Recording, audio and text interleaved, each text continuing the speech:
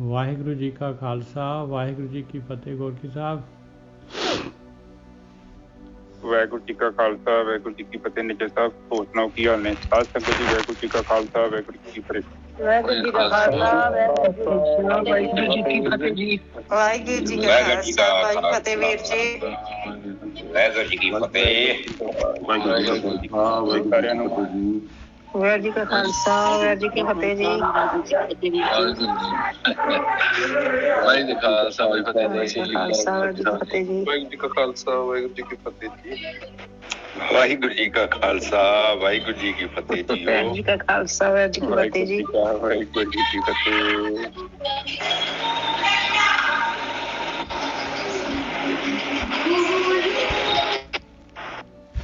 ਅੱਜ ਅਸੀਂ ਜਿਹੜੇ 10ਵੀਂ ਪਾਤਸ਼ਾਹੀ ਦੇ ਸ਼ਬਦ ਲੈ ਰਹੇ ਸੀਗੇ ਉਹਦੇ ਚੋਂ 8ਵਾਂ ਸ਼ਬਦ ਲੈਣਾ ਹੈ।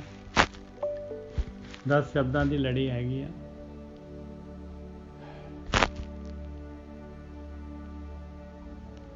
ਉਸ ਤੋਂ ਪਹਿਲਾਂ ਮਹਾਰਾਜ ਨੇ ਦੱਸਿਆ ਸੀ ਆਪਾਂ ਨੂੰ ਪਿਛਲੇ ਸ਼ਬਦ ਦੇ ਵਿੱਚ ਵੀ ਕੇਵਲ ਕਾਲ ਦਾ ਵੀ ਕਾਲ ਉਹ ਮਾਲਕ ਪਰਮਾਤਮਾ ਹੀ ਹੈਗਾ। ਉਹ ਜਿਹੜਾ ਆਦਿ ਤੋਂ ਹੈਗਾ ਔਰ ਕਿੰਨੀਆਂ ਕੁ ਮੂਰਤਾਂ ਘੜ ਚੁੱਕਿਆ ਆ। ਅਸੰਖਾਂ ਹੀ ਅਨੰਤ ਮੂਰਤਾਂ ਘੜੀਆਂ ਔਰ ਘੜਨ ਦੇ ਸਮਰੱਥ ਵੀ ਹੈਗਾ, ਉਹਨਾਂ ਨੂੰ ਤੋੜਨ ਦੇ ਸਮਰੱਥ ਵੀ ਹੈਗਾ, ਦੁਬਾਰਾ ਘੜਨ ਦੇ ਸਮਰੱਥ ਵੀ ਹੈਗਾ। ਔਰ ਉਹ ਮਾਲਕ ਪਰਮਾਤਮਾ ਸਮਦ੍ਰਿਸ਼ਟੀ ਹੈਗਾ। ਨਿੰਦਾ ਉਸਤਤ ਮਿੱਤਰਤਾ ਸ਼ਤਰੁਤਾ ਕੁਛ ਨਹੀਂ ਹੈਗੀ, ਸਾਰਿਆਂ ਨੂੰ ਇੱਕ ਬਰਾਬਰ ਦੇਖਦਾ। ਔਰ ਮਾਲਕ ਪਰਮਾਤਮਾ ਜੂਨਾਂ ਦੇ ਵਿੱਚ ਨਹੀਂ ਆਉਂਦਾ ਪਾਏ। ਉਹਨੂੰ ਕੀ ਲੋੜ ਪਈ ਸੀ ਬਈ ਪਥ ਸਾਰਥੀ ਬਣ ਜਾਏ ਜਾਂ ਦੇਵਕੀ ਦੇ ਘਰ ਦੇ ਵਿੱਚ ਜਿਹੜਾ ਹੈਗਾ ਕ੍ਰਿਸ਼ਨ ਦੇ ਰੂਪ 'ਚ ਆ ਜਾਏ। ਉਹ ਸਾਰੇ ਮਾਲਕ ਪਰਮਾਤਮਾ ਦੀ ਸ਼ਕਤੀ, ਮਾਲਕ ਪਰਮਾਤਮਾ ਨੇ ਅਵਤਾਰ ਪਾਵਰ ਦੇ ਕੇ ਭੇਜੇ ਹੁੰਦੇ ਆ। ਜਦ ਸ੍ਰਿਸ਼ਟੀ ਦੇ ਵਿੱਚ ਜਿਹੜਾ ਹੈਗਾ ਕੋਈ ਲੋੜ ਪੈ ਜਾਂਦੀ ਆ ਔਰ ਪਾਪ ਵੱਧ ਜਾਂਦੇ ਆ ਤੇ ਉਦੋਂ ਕੋਈ ਨਾ ਕੋਈ ਅਵਤਾਰ ਜ਼ਰੂਰ ਮਾਲਕ ਪਰਮਾਤਮਾ ਜਿਹੜਾ ਹੈਗਾ ਆਪਣੀ ਸ੍ਰਿਸ਼ਟੀ ਨੂੰ ਬੈਲੈਂਸ ਕਰਨ ਵਾਸਤੇ ਭੇਜਦਾ ਹੈ। ਇਹੀ ਲੜੀ ਨੂੰ ਮਹਾਰਾਜ ਜਿਹੜੇ ਹੈਗੇ ਹੁਣ ਅੱਗੇ ਆਪਾਂ ਨੂੰ ਗਿਆਨ ਦੇ ਰਹੇ। ਰਾਗ ਬਿਲਾਵਲ ਪਾਤਸ਼ਾਹੀ 10ਵੀਂ ਸੋ ਕਿਮ ਮਾਨਸ ਰੂਪ ਕਹਾਏ। ਯਾਨੀ ਕੱਢਣਾ ਹੈ ਸੱਸਾ ਕੱਕਾ ਤੇ ਮੰਮਾ ਤੇ ਰਾਰਾ, ਇਹ 4 ਅੱਖਰਾਂ ਦੇ ਨਾਲ ਆ ਜਾਏਗਾ ਜੀ। ਸੋ ਕਿਮ ਮਾਨਸ ਰੂਪ ਕਹਾਏ ਕਹਿੰਦੇ ਕਿਸ ਤਰੀਕੇ ਦੇ ਨਾਲ ਉਹਨੂੰ ਤੁਸੀਂ ਕਹਿ ਸਕਦੇ ਹੋ ਕਿ ਪਰਮਾਤਮਾ ਜਿਹੜਾ ਹੈਗਾ ਸਾਡੇ ਵਰਗਾ ਜਿਹੜਾ ਹੈਗਾ ਮਨੁੱਖ ਵਰਗਾ ਰੂਪ ਹੈਗਾ ਪਰਮਾਤਮਾ ਦਾ। ਉਹ ਕਿਵੇਂ ਮਨੁੱਖ ਦਾ ਰੂਪ ਕਹਿ ਸਕਦਾ ਹੈ ਮਾਲਕ ਪਰਮਾਤਮਾ? ਉਹਦਾ ਤਾਂ 5 ਤੱਤਾਂ ਦਾ ਸਰੀਰ ਹੀ ਹੈ ਨੀਗਾ। ਸੋ ਕਿਮ ਮਾਨਸ ਰੂਪ ਕਹਾਏ ਸਿੱਧ ਸਮਾਧ ਸਾਧ ਕਰ ਹਾਰੇ, ਕਹੂੰ ਨਾ ਦੇਖਣ ਪਾਏ ਰਹਾਓ। ਕਹਿੰਦੇ ਸਿੱਧ ਲੋਕੀ ਸਮਾਧੀਆਂ ਲਾ ਕੇ ਸਾਧਨਾ ਕਰ ਕਰਕੇ ਹਾਰ ਗਏ। ਕਿਸੇ ਨੇ ਮਾਲਕ ਪਰਮਾਤਮਾ ਦੇ ਦਰਸ਼ਨ ਨਹੀਂ ਕੀਤੇ। ਕਿਉਂ ਨਾ ਦੇਖਣ ਪਾਏ ਰਹਾਓ। ਰਹਾਓ ਦੀ ਪੰਕਤੀ ਹੈਗੀ। ਉਹਨੂੰ ਕਿਸ ਤਰੀਕੇ ਦੇ ਨਾਲ ਕਹਿ ਸਕਦੇ ਹਾਂ ਆਪਾਂ ਕਿ ਉਹ ਮਨੁੱਖ ਆਦਮੀ ਦਾ ਰੂਪ ਹੈ, ਉਹ ਸਰੀਰ ਮਨੁੱਖ ਦਾ ਸਰੀਰ ਹੈਗਾ ਉਹਦਾ। ਨਾਰਦ ਵਿਆਸ ਪਰਾਸਰ ਧਰੁਵ ਸੇ ਧਿਆਵਤ ਧਿਆਨ ਲਗਾਏ। ਆ ਜਿਹੜੇ ਸੀਗੇ ਭਗਤ ਲੋਕੀ ਭਗਤੀ ਕਰਨ ਵਾਲੇ, ਨਾਰਦ ਵਰਗੇ, ਵਿਆਸ ਵਰਗੇ, ਪਰਾਸ਼ਰ ਵਰਗੇ, ਧਰੁਵ ਭਗਤ ਵਰਗੇ, ਇਹਨਾਂ ਨੇ ਧਿਆਨ ਲਗਾਇਆ, ਧਿਆਇਆ ਉਹਨੂੰ ਮਾਲਕ ਪਰਮਾਤਮਾ ਨੂੰ ਗੁਰੂ ਦੇ ਅਨੁਸਾਰ। ਗੁਰੂ ਤੋਂ ਗਿਆਨ ਲੈ ਕੇ ਸ਼ਬਦ ਅਭਿਆਸ ਕੀਤਾ, ਅੰਦਰ ਵੜੇ, ਆਪਣੇ ਵਿਚਾਰ ਬੰਦ ਕੀਤੇ। ਇਹਨਾਂ ਨੇ ਦਰਸ਼ਨ ਪਾਏ। ਵੇਦ ਪੁਰਾਣ ਹਾਰ ਹਟ ਛਾੜਿਓ ਤਦ ਪੇ ਧਿਆਨ ਨਾ ਆਏ। ਔਰ ਜਿਹੜੇ ਪਾਠ ਕਰਨ ਵਾਲੇ, ਨਿਰੇ ਪਾਠ ਕਰਨ ਵਾਲੇ ਸੀਗੇ ਵੇਦਾਂ ਦਾ ਪੁਰਾਣਾਂ ਦਾ, ਉਹ ਹਾਰ ਗਏ, ਹੱਠ ਕਰਕੇ ਹਾਰ ਗਏ। ਉਹ ਮਾਲਕ ਪਰਮਾਤਮਾ ਧਿਆਨ ਦੇ ਵਿੱਚ ਨਹੀਂ ਆਇਆ। ਦਾਨਵ ਦੇਵ ਪਿਸਾਚ ਪ੍ਰੇਤ ਤੇ ਨੇਤੈ ਨੇਤ ਕਹਾਏ। ਦਾਨਵ ਦੇਵਤੇ ਪਿਸਾਚ ਇਹ ਸਾਰੇ ਜਿਨ੍ਹਾਂ ਦੇ ਸਰੀਰ ਨਹੀਂ ਹੈਗੇ, ਪ੍ਰੇਤ ਭੂਤ ਪ੍ਰੇਤ, ਕਈ ਕੋਟ ਭੂਤ ਪ੍ਰੇਤ ਸੂਕਰ ਮਿਰਗਾਚ। ਕਿਉਂਕਿ ਆਪਾਂ ਵੀ ਜਿਹੜੇ ਹੈਗੇ ਜਦ ਯਾਤਰਾ ਪੂਰੀ ਨਹੀਂ ਹੋਈ, ਆਪਣਾ ਜਿਹੜਾ ਹੈਗਾ ਸਰੀਰ ਜਿਹੜਾ ਹੈਗਾ 5 ਪੁੱਤਕ ਛੱਡਾਂਗੇ ਤੇ ਇਸ ਤੋਂ ਬਾਅਦ ਜਿਹੜਾ ਹੈਗੇ ਆ ਪ੍ਰੇਤ ਦੀ ਜੂਨ 'ਚ ਹੀ ਜਾਵਾਂਗੇ। ਪ੍ਰੇਤ ਹੀ ਬਣਨਾ ਪਊਗਾ ਪਹਿਲਾਂ, ਜਦ ਤੱਕ ਸਰੀਰ ਨਹੀਂ ਲੱਭਦਾ ਆਪਾਂ ਨੂੰ। ਦਾਨਵ ਦੇ ਪਿਸਾਚ ਪ੍ਰੇਤ ਤੇ ਨਿਤ ਕਹਾਏ, ਉਹ ਵੀ ਕਹਿੰਦੇ ਬਈ ਉਹ ਬੇਅੰਤ ਆ ਮਾਲਕ ਪਰਮਾਤਮਾ, ਪਰੇ ਆ ਵੀ ਨਹੀਂ। ਬ੍ਰਹਮਾ ਵਰਗੇ ਵੀ ਕਹਿੰਦੇ ਨੇਤੀ ਸੂक्ष्म ਤੇ ਸੂक्ष्म ਕਰ ਚੀਨੇ, ਬਿਰਦਨ ਬਿਰਦ ਬਤਾਏ। ਉਹ ਮਾਲਕ ਪਰਮਾਤਮਾ ਦਾ ਸੂक्ष्म ਤੋਂ ਵੀ ਸੂक्ष्म ਹੈਗਾ, ਸੂक्ष्म ਤੋਂ ਵੀ ਸੂक्ष्म ਹੈਗਾ, ਕਿਸੇ ਨੂੰ ਦਿਸਦਾ ਹੀ ਨਹੀਂ ਹੈ। ਔਰ ਬਿਰਦਨ ਬਿਰਦ ਬਤਾਏ, ਵੱਡੇ ਤੋਂ ਵੱਡਾ ਹੈਗਾ। ਦੇਖ ਲਓ ਸਮੁੰਦਰ, ਪਹਾੜ, ਆਕਾਸ਼, ਧਰਤੀ, ਸਾਰਾ ਮਾਲਕ ਪਰਮਾਤਮਾ ਹੀ ਹੈਗਾ। ਭੂਮ ਆਕਾਸ਼ ਪਤਾਲ ਸਭੈ ਸਜ, ਏਕ ਅਨੇਕ ਸਦਾਏ। ਉਹ ਮਾਲਕ ਪਰਮਾਤਮਾ ਨੇ ਧਰਤੀ, ਆਕਾਸ਼, ਪਤਾਲ ਸਾਰੇ ਸਾਜ ਕੇ, ਸਭੈ ਸਜ ਸਾਜ ਕੇ, ਏਕ ਅਨੇਕ ਸਦਾਏ।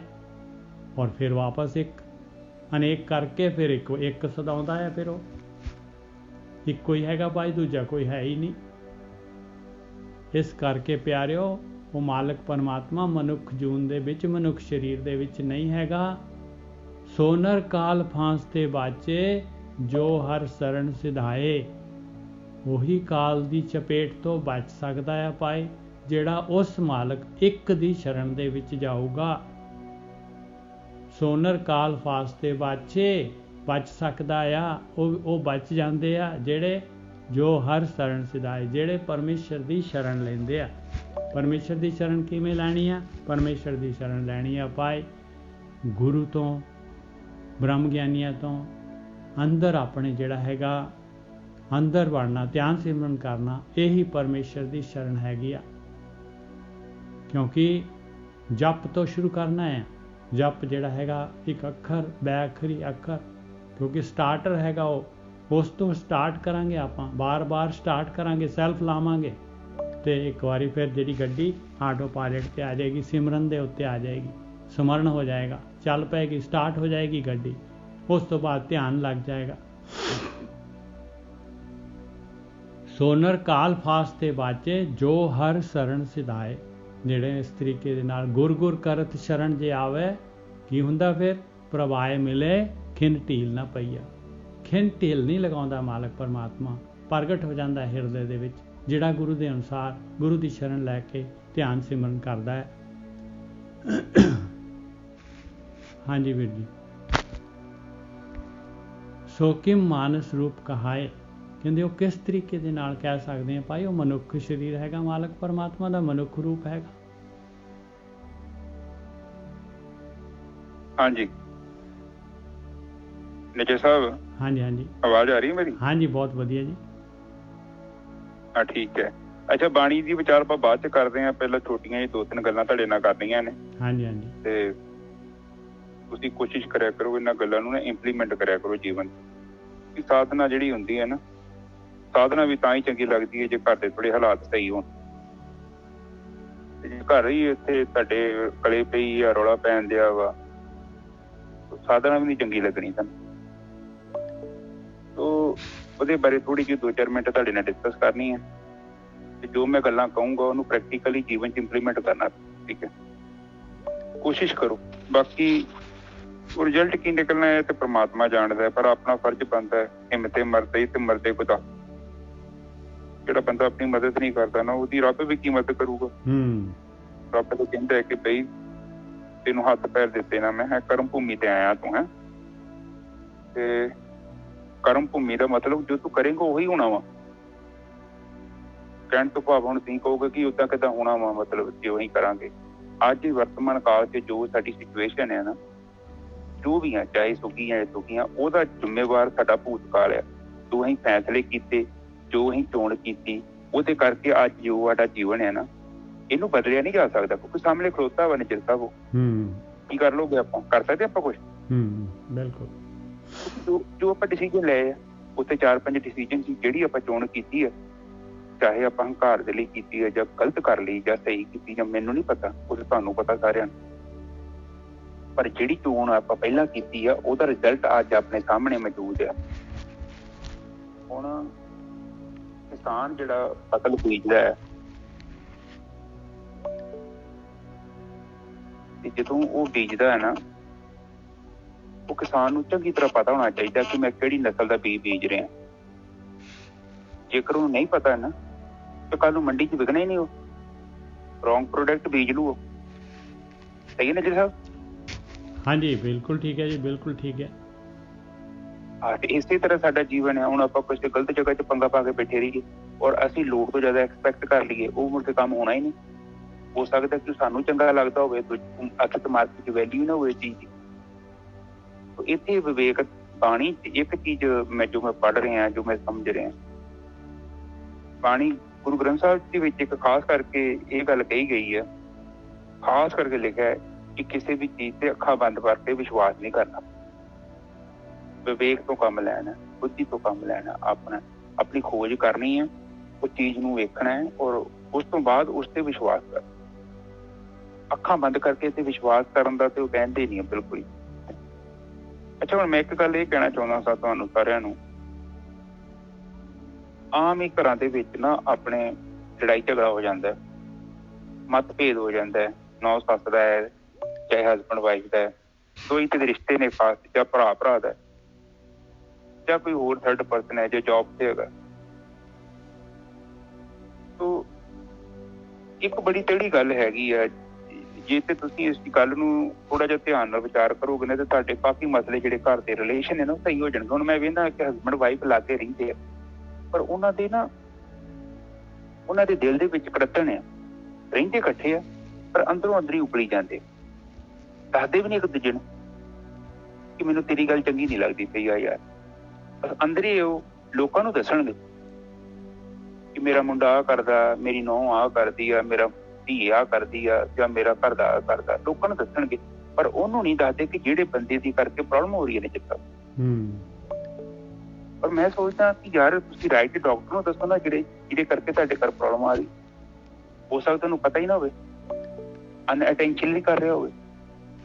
ਔਰ ਜਦੋਂ ਵੀ ਗੱਲ ਕਰਨੀ ਹੈ ਉਸ ਬੰਦੇ ਨਾਲ ਜਾਂ ਉਸ ਔਰਤ ਦੇ ਨਾਲ, ਦੇਖੋ ਗੱਲ ਉਦੋਂ ਕਰਨੀ ਆ ਜਿਹੜੀ ਗੱਲ ਹੋਈ ਆ। ਖਿਚੜੀ ਭੱਪਾ ਨਾ ਕਰ ਲਿਆ ਕਰੋ। ਆਮ ਹੀ ਲੋਕੀ ਵੇਖੇ ਪੁਰਾਣੀਆਂ ਗੱਲਾਂ ਚੁੱਕ ਕੇ ਲੈ ਆਉਣਗੇ ਵਿੱਚ, 40-50 ਗੱਲਾਂ ਹੋ ਜਾਣੀਆਂ, ਪਤਾ ਨਹੀਂ ਲੱਗਣਾ ਕਿਹੜੀ ਗੱਲ ਹੋਈ। ਉਹਦਾ ਕੋਈ ਫਾਇਦਾ ਨਹੀਂ ਹੈਗਾ, ਉਹ ਤੁਹਾਨੂੰ ਜੀਵਨ 'ਚ ਦੁੱਖ ਹੀ ਦਊਗੀ। ਜਦੋਂ ਕੋਈ ਗੱਲਬਾਤ ਹੋਈ ਹੈ ਉਸ ਟਾਈਮ ਤੇ ਉਸੇ ਟੌਪਿਕ ਤੇ ਗੱਲ ਕਰਨੀ ਹੈ, ਭਾਵੇਂ ਗੱਲ ਕਿੰਨੀ ਮਰਜ਼ੀ ਛੋਟੀ ਤੇ ਵੱਡੀ, ਉਹਨੂੰ ਉਹਦੇ ਨਾਲ ਪਿਆਰ ਦੇ ਨਾਲ। ਔਰ ਨੰਬਰ 2, ਜੋ ਗੱਲ ਕਰਨੀ ਹੈ ਨਾ, ਦੇਖੋ ਫਸਲ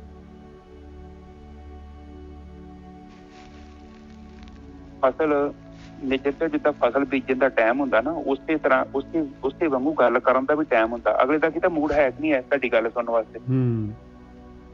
ਔਰ ਤੁਸੀਂ ਕੀ ਤਾਂ ਲੋਕ ਤੋਂ ਜ਼ਿਆਦਾ ਹੀ ਨਹੀਂ ਇਮੋਸ਼ਨਲ ਹੋ ਕੇ ਬੈਠੇ ਹੋ ਗੱਲ ਦੇ ਨਾਲ, ਔਰ ਤੁਸੀਂ ਉਹ ਗੱਲ ਦੇ ਵਿੱਚ ਕੀਤਾ ਆਪਣੇ ਕੋਲੋਂ ਕੁਛ ਰਲਾ ਹੀ ਨਹੀਂ ਦਿੱਤਾ। ਤੁਸੀਂ ਗੱਲ ਕਲੀਅਰ ਨਹੀਂ ਕਰਨੀ, ਕੁਛ ਹੋਰ ਨਾਲ ਜੁੜੀ ਜਾਣਾ ਉਹਦੇ। ਇਹ ਖਾਸ ਕਰਕੇ ਆਪਣੇ ਨਾ ਡੋਮੈਸਟਿਕ ਦੇ ਵਿੱਚ, ਘਰਾਂ ਦੇ ਵਿੱਚ ਛੋਟੇ ਛੋਟੇ ਮਸਲੇ ਹੁੰਦੇ ਨੇ। ਔਰ ਬਾਣੀ ਸਾਨੂੰ ਇਸੇ ਲਈ ਕਹਿੰਦੀ ਕਿ ਥੋੜਾ ਸ਼ਾਂਤੀ ਤੋਂ ਕੰਮ ਲੈਣਾ, ਮਾਫ ਕਰ ਦੇਣਾ। ਇਹਦਾ ਮਤਲਬ ਨਹੀਂ ਹੈ ਕਿ ਅਗਲੇ ਨੂੰ ਕਹਿਣਾ ਹੀ ਨਹੀਂ, ਉਹਨੂੰ ਦੱਸਣਾ ਵਾ ਬਈ ਆਹ ਚੀਜ਼ ਹੈਗੀ ਆ, ਉਹ ਸਾਨੂੰ ਪ੍ਰੋਬਲਮ ਕਰ ਰਹੀ ਹੈ ਤੇ ਇਹਦਾ ਆਪਾਂ ਕੋਈ ਹੱਲ ਕੱਢੀਏ। ਜੇ ਆਪਾਂ ਦੱਸਾਂਗੇ ਹੀ ਨਹੀਂ, ਆਪਾਂ ਮਾਫ ਕਰੀ ਜਾਵਾਂਗੇ, ਕਰੀ ਜਾਵਾਂਗੇ, ਤੇ ਉਹ ਆਪਣਾ ਜੀਵਨ ਥੋੜੀ ਕੋਈ ਤਾਂ ਨਰਕ ਹੋ ਜਾਣਾ ਤੁਹਾਡਾ ਜੀਵਨ। ਨਿੱਜੇ ਸਾਹਿਬ ਆਪ ਕੀ ਕਹਿੰਦੇ? ਬਿਲਕੁਲ ਠੀਕ ਹੈ ਜੀ, ਬਿਲਕੁਲ ਸਹੀ ਗੱਲ ਹੈ। ਕਈ ਤੇ ਮੈਂ ਵੇਖਣਾ ਕਿ ਵਿਚਾਰੇ ਐਵੇਂ, ਇੱਕ ਬੰਦਾ ਸੀ ਮੈਨੂੰ ਇੱਕ ਦਿਨ ਫੋਨ ਕਰਨ ਦਿਆ, ਤੇ ਮੈਂ ਚਾਹੁੰਦਾ ਕਿ ਤੁਸੀਂ ਆਪਣੇ ਥੋੜੇ ਬਹੁਤੇ ਮਸਲੇ ਹੁੰਦੇ ਮੈਨੂੰ ਦੱਸਿਆ ਕਰੋ, ਹੋ ਸਕਦਾ ਮੈਂ ਤੁਹਾਡੀ ਕੋਈ ਮਦਦ ਕਰ। ਉਹ ਵਿਚਾਰਾ ਉਹ ਕਹਿੰਦਾ ਕਿ ਘਰ ਦੀ ਪਹਿਲਾਂ ਕੰਮ ਚੱਲਦਾ ਸੀ, ਹੁਣ ਕੰਮ ਘੱਟ ਗਿਆ ਤੇ ਖਰਚਾ ਨਹੀਂ ਘਟਾਉਂਦੀ ਪਈ ਤੇ ਕਰਜ਼ਾ ਚੜੀ ਜਾਣ ਦਿਆ। ਤੇ ਮੈਂ ਕਿਹਾ ਸੀ, ਮੈਂ ਤੂੰ ਏਦਾਂ ਕਰੋ ਕਿ ਤੁਸੀਂ ਆਪਣੇ ਨਾ ਫੈਮਿਲੀ ਨਾਲ ਪਾ ਕੇ, ਬੱਚੇ ਬੁੱਚੇ ਸਾਰੇ ਪਾ ਕੇ ਮੀਟਿੰਗ ਕਰੋ, ਉਹਨਾਂ ਨੂੰ ਦੱਸੋ ਕਿ ਬਈ ਏਦਾਂ ਕੋਰੋਨਾ ਵਾਇਰਸ ਕਰਕੇ ਕੰਮ ਘੱਟ ਗਿਆ ਵਾ ਤੇ ਕਮਾਈ ਘੱਟ ਗਈ ਹੈ, ਤੇ ਜੇ ਆਪਾਂ ਏਦਾਂ ਖਰਚਾ ਕਰੀ ਜਾਵਾਂਗੇ ਤੇ ਕਰਜ਼ਾ ਚੜ ਜਾਣਾ ਆਪਣੇ ਸਿਰ ਤੇ ਮੁੜ ਕੇ ਲੈਣਾ ਕਿੱਦਾਂ। ਮੈਂ ਇਹ ਤੁਹਾਡਾ ਫਰਜ਼ ਬਣਦਾ ਦੱਸਣ ਦਾ। ਨਹੀਂ ਵੀਰ ਜੀ ਮੈਂ ਕਿਤੇ ਕਿਹਾ ਨਹੀਂ, ਮੈਂ ਕਿਹਾ ਨਹੀਂ ਤੇ ਮੈਂ ਥੋੜੀ ਕਹਿਣਾ ਤੇਰੀ ਜਗ੍ਹਾ, ਤੂੰ ਆਪਣੀ ਵਾਈਫ ਨੂੰ ਤੂੰ ਹੀ ਕਹਿਣਾ ਨਿੱਜਰ ਸਾਹਿਬ, ਰਾਈਟ? ਬਿਲਕੁਲ। ਤੇ ਉਹ ਕਹਿੰਦਾ ਮੰਨਦੇ ਨਹੀਂ ਆ। ਮੈਂ ਏਦਾਂ ਕਿੱਦਾਂ ਨਹੀਂ ਮੰਨਦੇ? ਕਹਿੰਦਾ ਉਹ ਨਹੀਂ ਮੰਨਦੇ, ਸਾਨੂੰ ਨਹੀਂ ਪਤਾ ਕਿੱਥੋਂ ਮਰਜ਼ੀ ਲਿਆ ਪਏ। ਮੈਂ ਏਦਾਂ ਤਾਂ ਹੋ ਨਹੀਂ ਸਕਦਾ। ਮੈਂ ਤੂੰ ਘਰ ਜਾ ਕੇ ਬੈਠ ਕੇ ਉਹਨਾਂ ਨਾਲ ਗੱਲ ਕਰ ਔਰ ਉਹਨੂੰ ਦੱਸੋ। ਔਰ ਮੈਂ ਪੁੱਛਿਆ ਕਿ ਜੀਵਨ ਜਿਹੜਾ ਹੈ, ਔਰਤ ਅਤੇ ਪਤੀ ਪਤਨੀ ਦੋਨੋਂ ਇੱਕ ਜੀਵਨ ਦੇ, ਇੱਕ ਗੱਡੀ ਦੇ ਟਾਇਰ ਨੇ। ਜੇ ਕਿਤੇ ਪੈਂਚਰ ਵੀ ਹੁੰਦਾ ਨੱਚੇ ਸਾਹਿਬ ਤੇ ਆਪਾਂ ਨੂੰ ਪੈਂਚਰ ਲਾ ਕੇ ਚਲਾਈ ਜਾਂਦੇ ਆ ਨਾ, ਇਹ ਟਾਇਰ ਬਦਲ ਦੇ ਚੱਕਰ 'ਚ ਪੈਂਦੇ ਨਹੀਂ ਹੈ ਨੱਚੇ ਸਾਹਿਬ। ਬਿਲਕੁਲ ਸਹੀ ਹੈ ਨੱਚੇ ਸਾਹਿਬ, ਤੁਸੀਂ ਟਾਇਰ ਬਦਲ ਦੇ ਚੱਕਰ 'ਚ ਪੈਂਦੇ? ਨਹੀਂ, ਪੈਂਚਰ ਲਾ ਕੇ ਚਲਾਉਣਾ ਪੈਣਾ, ਗੱਡੀ ਚਲਾਉਣੀ ਚਾਹੀਦੀ ਹੈ। ਇਹੋ ਹੀ ਗੱਲ ਹੈ। ਭੱਜੋਗੇ ਕਿੱਥੇ, ਭੱਜ ਜਾਓਗੇ, ਭੱਜਣਾ ਬੜਾ ਔਖਾ। ਹੁਣ ਉੱਥੇ ਮੈਂ ਉਹਨਾਂ ਨੂੰ ਇਹੋ ਸਮਝਾਇਆ ਤੇ ਫਿਰ ਉਹਨਾਂ ਨੇ ਗੱਲ ਕੀਤੀ ਔਰ ਉਹ ਬੰਦੇ ਨੇ ਅਗਰ ਰਿਲਾਈਜ਼ ਕੀਤਾ, ਅਗਲੇ ਨੇ ਵੀ ਰਿਲਾਈਜ਼ ਕੀਤਾ ਹਾਂ ਵੀ ਆਪਾਂ ਟੀਮ ਵਰਕ ਆ, ਚੰਗਾ ਟਾਈਮ ਸੀ, ਰੋਟੀ ਵਧੀਆ ਚੱਲਦੀ ਪਈ ਸੀ, ਪਰ ਹੁਣ ਥੋੜਾ ਹੱਥ ਟਾਈਟ ਕਰਨਾ ਪੈਣਾ, ਫਾਲਤੂ ਦੇ ਖਰਚੇ ਜਿਹੜੇ ਆਪਾਂ ਘਟਾਈਏ ਤੇ ਜਿੱਦਾਂ ਆਪਣਾ ਬਿਜਲੀ ਵਗੈਰਾ ਜੋ ਵੀ ਹੈ ਆਪਾਂ ਘੱਟ ਕੰਜ਼ਿਊਮ ਕਰੀਏ ਨਾ। ਤੋ ਕਈ ਵਾਰੀ ਨਿੱਜਰ ਸਾਹਿਬ ਕਈ ਵਾਰੀ ਨਹੀਂ, ਅਕਸਰ ਜਿਹੜੀ ਗੱਲਬਾਤ ਕੀਤੀ ਹੁੰਦੀ ਨਾ, ਜਿੱਦਾਂ ਆਪਾਂ ਆਰਗੂਮੈਂਟ ਨਹੀਂ ਕਰਦੇ, ਆਪਾਂ ਡਿਸਕਸ ਕਰਦੇ ਹਾਂ, ਉਹਦਾ ਮਸਲੇ ਦਾ ਹੱਲ ਵੀ ਨਿਕਲਦਾ। ਦੇਸ਼ ਵੇਖੋ ਕਿੱਡੇ ਵੱਡੇ ਦੇਸ਼ ਨਾ, ਗੱਲੀ ਬਾਤੀ ਉਹ ਚਣਕਿਆ ਨੀਤੀ 'ਚ ਵੀ ਲਿਖਿਆ, ਗੱਲਬਾਤ ਕੀਤਿਆਂ ਬਹੁਤ ਸਾਰੇ ਮਸਲੇ ਹੱਲ ਹੋ ਜਾਂਦੇ ਆ। ਬਿਲਕੁਲ ਹੋ ਸਕਦਾ ਕਿ ਤੁਸੀਂ ਉਹਨੂੰ ਦੱਸੋਗੇ ਤੇ ਉਹ ਵੀ ਆਪਣਾ ਤੁਹਾਨੂੰ ਦੱਸੂਗਾ ਕਿ ਤੁਹਾਡੀਆਂ ਗੱਲਾਂ ਉਹਨੂੰ ਕਿਹੜੀਆਂ ਪਸੰਦ ਨਹੀਂ। ਨਿੱਜਰ ਸਾਹਿਬ ਬਿਲਕੁਲ ਸਹੀ ਗੱਲ ਹੈ ਜੀ, ਬਿਲਕੁਲ ਸਹੀ ਗੱਲ ਹੈ। ਹਾਂ, ਕਈ ਵਾਰੀ ਮੈਂ ਨਾ ਤੁਹਾਨੂੰ ਸਾਧ ਸੰਗਤ ਜੀ ਦੱਸਦਾ, ਇੱਕ ਮੈਂ ਨਾ ਕੋਰਸ ਕਰਦਾ ਸੇਫਟੀ ਕੋਰਸ, ਤੇ ਉਹ ਸੇਫਟੀ ਕੋਰਸ ਉਹ ਪਹਿਲਾਂ ਮੈਂ ਕੋਰਸ ਕੀਤਾ ਸੀ, ਮੈਂ ਕੀਤਾ ਸੀ ਉਹ 2000 ਚ ਕੀਤਾ ਸੀ। ਉਹ ਸੀ ਫਾਇਰ ਫਾਈਟਿੰਗ ਤੇ ਮਤਲਬ ਕਿ ਫਾਇਰ ਦੇ ਨਾਲ ਲੜਨਾ ਕਿੱਦਾਂ ਆਪਾਂ। ਮੁੜ ਕੇ ਕੁਝ ਸਾਲਾਂ ਬਾਅਦ ਉਹਨਾਂ ਨੇ ਕੋਰਸ ਨੂੰ ਅਪਗ੍ਰੇਡ ਕਰਤਾ, ਉਹਨਾਂ ਨੇ ਫਾਇਰ ਫਾਈਟਿੰਗ ਦੀ ਜਗ੍ਹਾ ਨਿੱਜਰ ਸਾਹਿਬ ਕਰਤਾ ਫਾਇਰ ਪ੍ਰੀਵੈਂਸ਼ਨ ਫਾਇਰ ਫਾਈਟਿੰਗ, ਕਿ ਅੱਗ ਲੱਗਣ ਨਾ ਦਿੱਤੀ ਜਾਵੇ।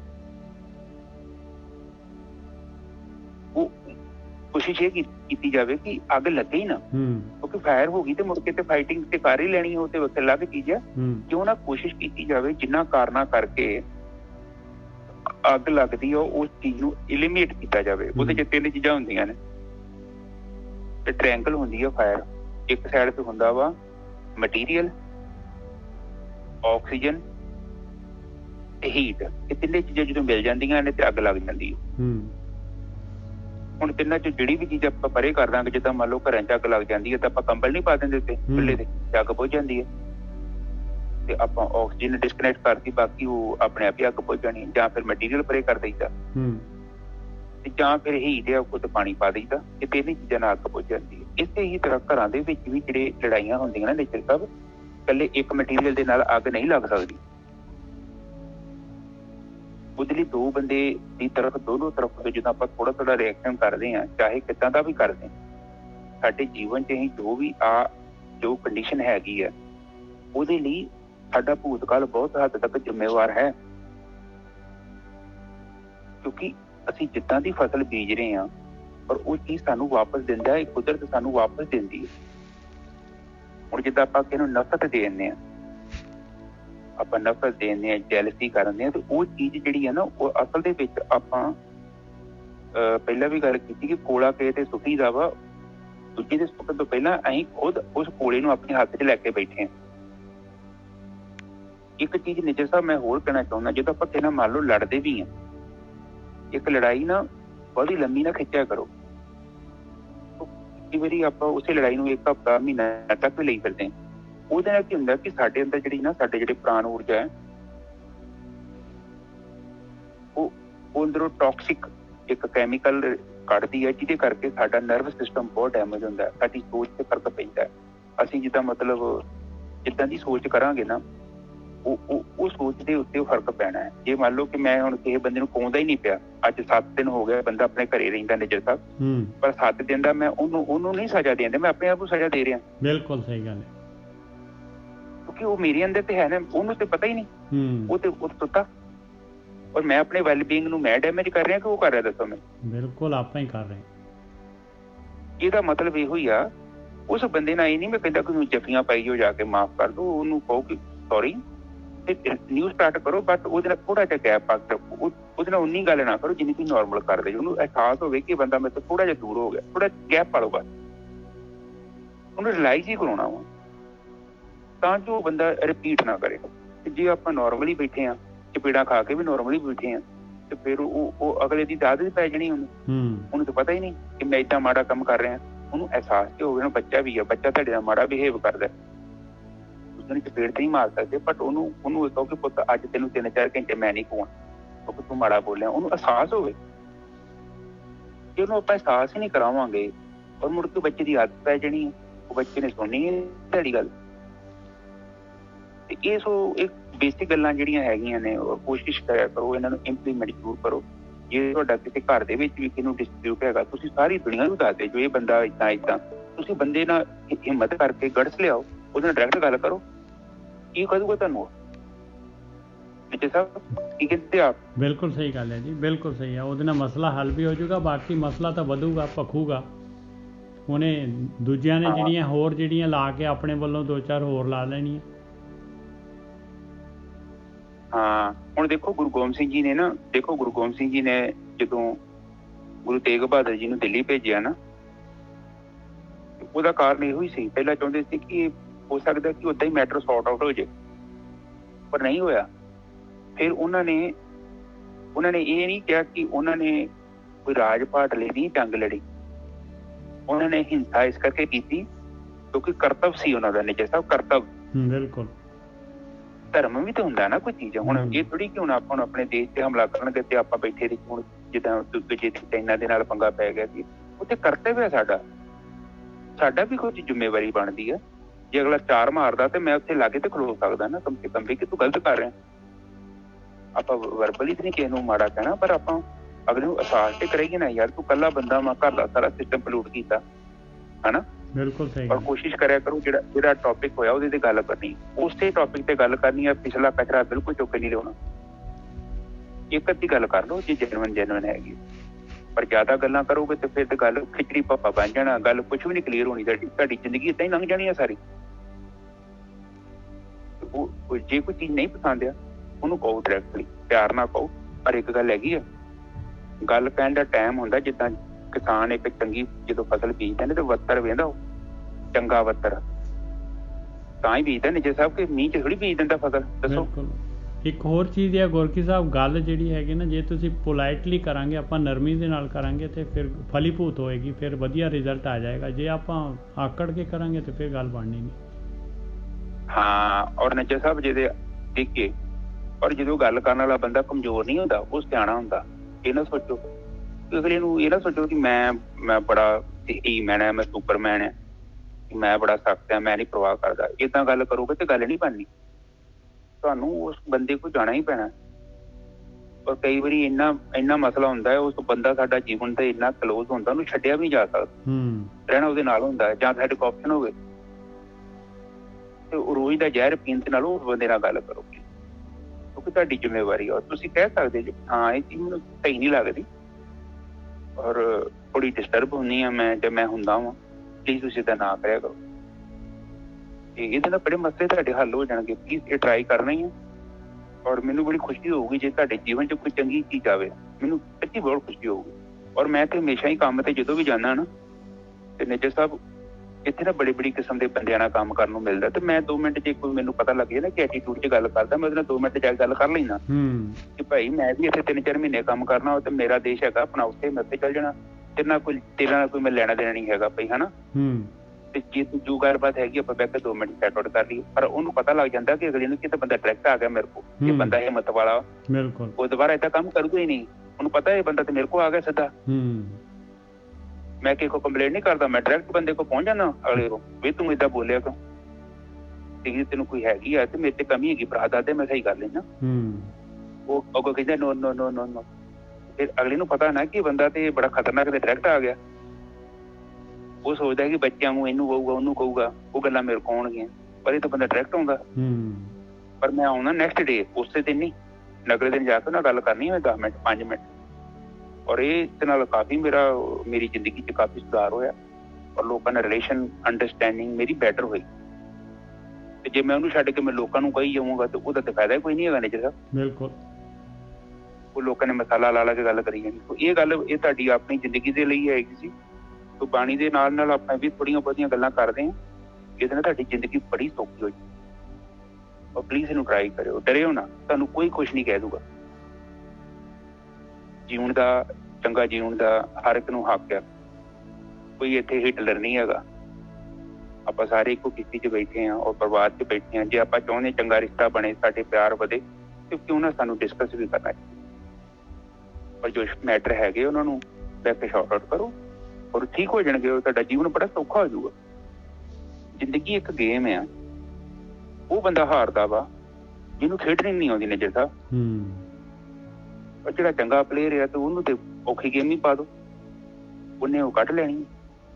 ਉਹਨੇ ਆਖਰ ਤੱਕ ਕੋਸ਼ਿਸ਼ ਕਰਨੀ ਹੈ ਕਿਸੇ ਤਰੀਕਾ ਮੈਂ ਉਹ ਗੇਮ ਖੇਡਾਂ ਜਿਹਦੇ ਨਾਲ ਮੈਂ ਉਸ ਗੇਮ ਤੋਂ ਜਿੱਤਾਂ। ਔਰ ਬਾਕੀ ਜ਼ਿੰਦਗੀ 'ਚ ਮੁਸ਼ਕਲਾਂ ਆਉਂਦੀਆਂ ਹੀ ਰਹਿੰਦੀਆਂ ਨੇ, ਲੜਾਈਆਂ ਝਗੜੇ ਤੇ ਬਣੇ ਨੇ, ਕਿਉਂਕਿ ਜਿੱਥੇ ਆਪਾਂ ਪਿਆਰ ਆ ਉੱਥੇ ਤਕਰਾਰ ਵੀ ਆ। ਜੇ ਦੋਨੋਂ ਉੱਥੇ ਜੁੜੇ ਨਾ, ਹੁਣ ਜਿਹਦੇ ਨਾਲ ਤਕਰਾਰ ਨਹੀਂ ਉਹਦੇ ਨਾਲ ਪਿਆਰ ਵੀ ਨਹੀਂ ਹੈਗਾ। ਹੁਣ ਸੜਕ ਵਾਲੇ ਬੰਦੇ ਨਾਲ ਥੋੜ੍ਹੀ ਲੜਦੇ ਆਪਾਂ ਨਜ਼ਰ ਸਾਹਿਬ। ਬਿਲਕੁਲ। ਰੋਜ਼ ਤੇ ਆਪਣੇ ਉੱਥੇ ਆਉਂਦਾ ਨਾ ਜਿੱਥੇ ਸਾਡਾ ਅਟੈਚਮੈਂਟ ਹੈਗੀ ਆ, ਕਿ ਉਹ ਸਾਡੇ ਤੋਂ ਦੂਰ ਨਾ ਹੋ ਜਾਏ। ਸਾਡਾ ਕਰੀਬੀ ਆ, ਸਾਡਾ ਪਿਆਰਾ ਵਾ, ਤੇ ਰੋਜ਼ ਵੀ ਆਉਂਦਾ ਕਿ ਵੀ ਏਦਾਂ ਨਾ ਕਰੋ। ਪਰ ਨੈਚੁਰਲੀ ਉਹ ਫਰਕ ਪਊਗਾ। ਏਦਾਂ ਨਹੀਂ ਹੁੰਦਾ ਵੀ ਅਗਲਾ ਤੁਹਾਡੀ ਗੱਲ ਦਾ ਕੋਈ ਗਲਤ ਮੀਨਿੰਗ ਕੱਢੂਗਾ। ਉਹ ਐਗਜ਼ੈਕਟਲੀ ਉਹ ਤੁਹਾਡੀ ਗੱਲ ਸੁਣੂਗਾ। ਔਰ ਕੋਸ਼ਿਸ਼ ਕਰੋ, ਇੱਕ ਗੱਲ ਹਮੇਸ਼ਾ ਯਾਦ ਰੱਖਣੀ, ਇਹ ਪ੍ਰਕਿਰਤੀ ਜਿਹੜੀ ਹੈ ਨਾ, ਇਹ ਪ੍ਰਕਿਰਤੀ ਨੂੰ ਆਪਾਂ ਡਿਸਟਰਬ ਨਹੀਂ ਕਰ ਸਕਦੇ। ਕਿਉਂਕਿ ਜਿੰਨੇ ਵੀ ਡਿਸਟਰਬ ਕੀਤਾ ਨਾ ਤੇ ਪ੍ਰਕਿਰਤੀ ਨੂੰ ਪੱਕਾ ਡਿਸਟਰਬ ਕੀਤਾ। ਇਹ ਪੱਕੀ ਗਰੰਟੀ ਹੈ। ਇਹਨੂੰ ਤੁਸੀਂ ਨਾ ਸ਼ਾਂਤੀ ਨਾਲ ਰਹਿਣਾ ਹੈ ਤਾਂ ਬੜਾ ਵਧੀਆ ਹੈ। ਤੁਹਾਨੂੰ ਕੁਛ ਨਹੀਂ ਕਹਿੰਦੀ, ਤੁਹਾਨੂੰ ਹੋਰ ਇੱਜ਼ਤ ਦਊਗੀ, ਮਾਣ ਦਊਗੀ। ਤੇ ਜੇ ਤੁਸੀਂ ਇਹਦੀ ਗੰਦ ਪਾਉਣ ਦੀ ਕੋਸ਼ਿਸ਼ ਕਰੋਗੇ ਨਾ ਤੇ ਤੁਹਾਨੂੰ ਇਹਨੇ ਬਖਸ਼ਣਾ ਨਹੀਂ। ਜੇ ਇਹ ਤੁਹਾਡੇ ਸਰੀਰ 'ਚ ਬਿਮਾਰੀਆਂ ਦੇ ਰੂਪ 'ਚ ਆ ਜਾਣੀ ਆ ਚੀਜ਼। ਮੇਰੀ ਗੱਲ ਪੱਕੀ ਰੱਖ ਲਿਓ। ਇਹਨਾਂ ਲੋਕਾਂ ਨੂੰ ਹਾਰਟ ਅਟੈਕ ਹੋ ਰਹੇ ਨੇ, ਆਹ ਹੋ ਰਹੇ ਨੇ, ਇਹ ਕਿਉਂ ਹੋ ਰਹੇ ਨੇ? ਇਹ ਸਭ ਅਸੀਂ 24 ਘੰਟੇ ਕੁਛ ਨਾ ਕੁਛ ਆਪਣੇ ਦਿਮਾਗ 'ਚ ਕੜੱਤਣ ਘੋਲੀ ਜਾਂਦੇ ਹਾਂ, ਲੋਕਾਂ ਨੂੰ ਨਫ਼ਰਤ ਕਰਦੇ ਹਾਂ। ਔਰ ਇਸੇ ਕਰਕੇ ਸਾਰਾ ਕੁਛ ਸਾਡੇ ਅੰਦਰ ਆ ਰਿਹਾ। ਜੋ ਦੁਨੀਆ ਨੂੰ ਦਿੰਦੇ ਆ ਉਹ ਗੁਪਤ ਰੂਪ 'ਚ ਸਾਡੇ ਸਰੀਰ 'ਚ ਆ ਰਿਹਾ ਹੈ, ਬਿਮਾਰੀ ਦੇ ਰੂਪ। ਜੇ ਕੋਈ ਬਿਮਾਰ ਹੈਗਾ ਨਾ ਤਾਂ ਉਹਨੂੰ ਇਹ ਚੀਜ਼ ਤੇ ਵਿਚਾਰ ਕਰਨਾ ਚਾਹੀਦਾ। ਕਿਤੇ ਮੈਂ ਗਲਤ ਚੀਜ਼ ਨਹੀਂ ਦਿਮਾਗ ਦੇ ਵਿੱਚ ਪਕਾਈ ਜਾ ਰਿਹਾ ਆਪਣੇ, ਔਰ ਉਹਦਾ ਰਿਜ਼ਲਟ ਆ ਕਿ ਮੇਰੇ ਸਰੀਰ 'ਚ ਬਿਮਾਰੀ ਆ ਰਹੀ ਹੈ। ਹਾਂਜੀ ਨਿਜੀ ਸਾਹਿਬ, ਅੱਜ ਦੀ ਕਥਾ ਵਿਚਾਰ ਕਰੋ। ਹਾਂਜੀ। राग बिलावल पातशाही 10वीं सो किम मानस रूप कहाए। ਤੁਸੀਂ ਕੱਢ ਲਿਆ ਗੁਰਕੀ ਸਾਹਿਬ? ਹਾਂਜੀ।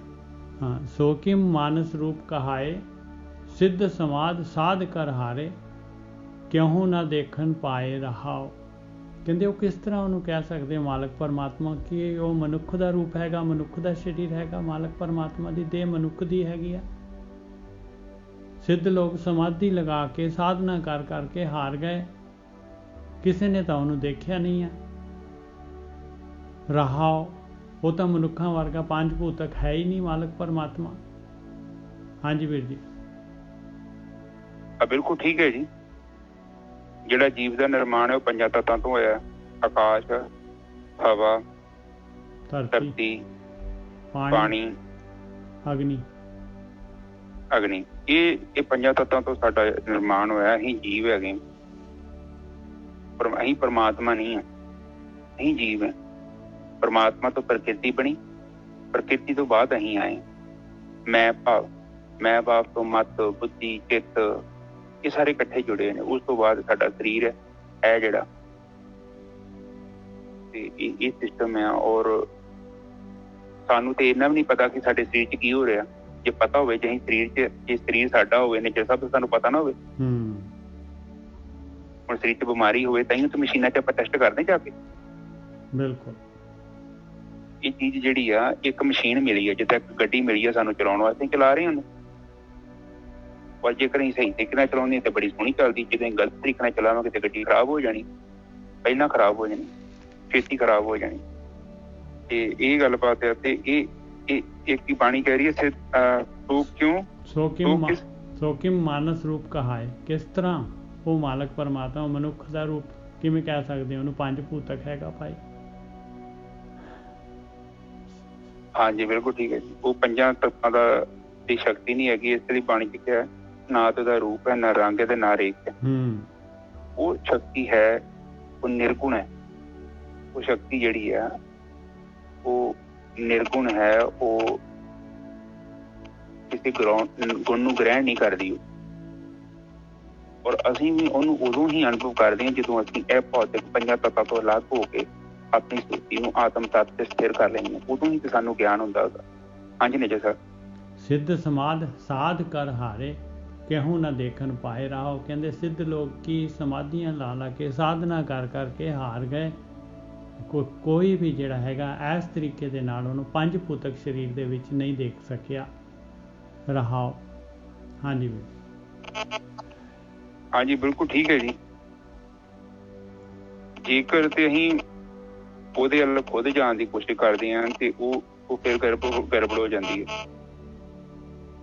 ਉਹ ਸ਼ਕਤੀ ਦੇ ਵੱਲ ਅਸੀਂ ਨਹੀਂ ਜਾਣਾ, ਅਸੀਂ ਕੇਵਲ ਉਹਦਾ ਇੰਤਜ਼ਾਰ ਹੀ ਕਰਨਾ। ਉਹ ਸ਼ਕਤੀ ਆਪਣੇ ਆਪ ਹੀ ਸਾਡੇ ਕੋਲ ਆ ਜੀ। ਉਸ ਸ਼ਕਤੀ ਨੂੰ ਲੱਭਣ ਦੀ ਲੋੜ ਨਹੀਂ ਹੈ, ਕੇਵਲ ਆਪਣੇ ਚਿੱਤ ਨੂੰ ਸ਼ਾਂਤ ਕਰਨ ਦੀ ਲੋੜ ਆ। ਇਹਦਾ ਚਿੱਤ ਆ, ਚਿੱਤ ਨੂੰ ਅਸੀਂ ਤੇ ਭੜਕਾਇਆ ਹੋਇਆ, ਇਹਦੇ ਅੰਦਰ ਹੀ ਬਹੁਤ ਕੁਝ ਸ਼ੁਰੂ ਕਰਕੇ ਬੈਠੇ ਹਾਂ। ਉਹਦੇ ਕਰਕੇ ਸਾਨੂੰ ਉਹ ਚੀਜ਼ ਦਿਖਦੀ ਨਹੀਂ।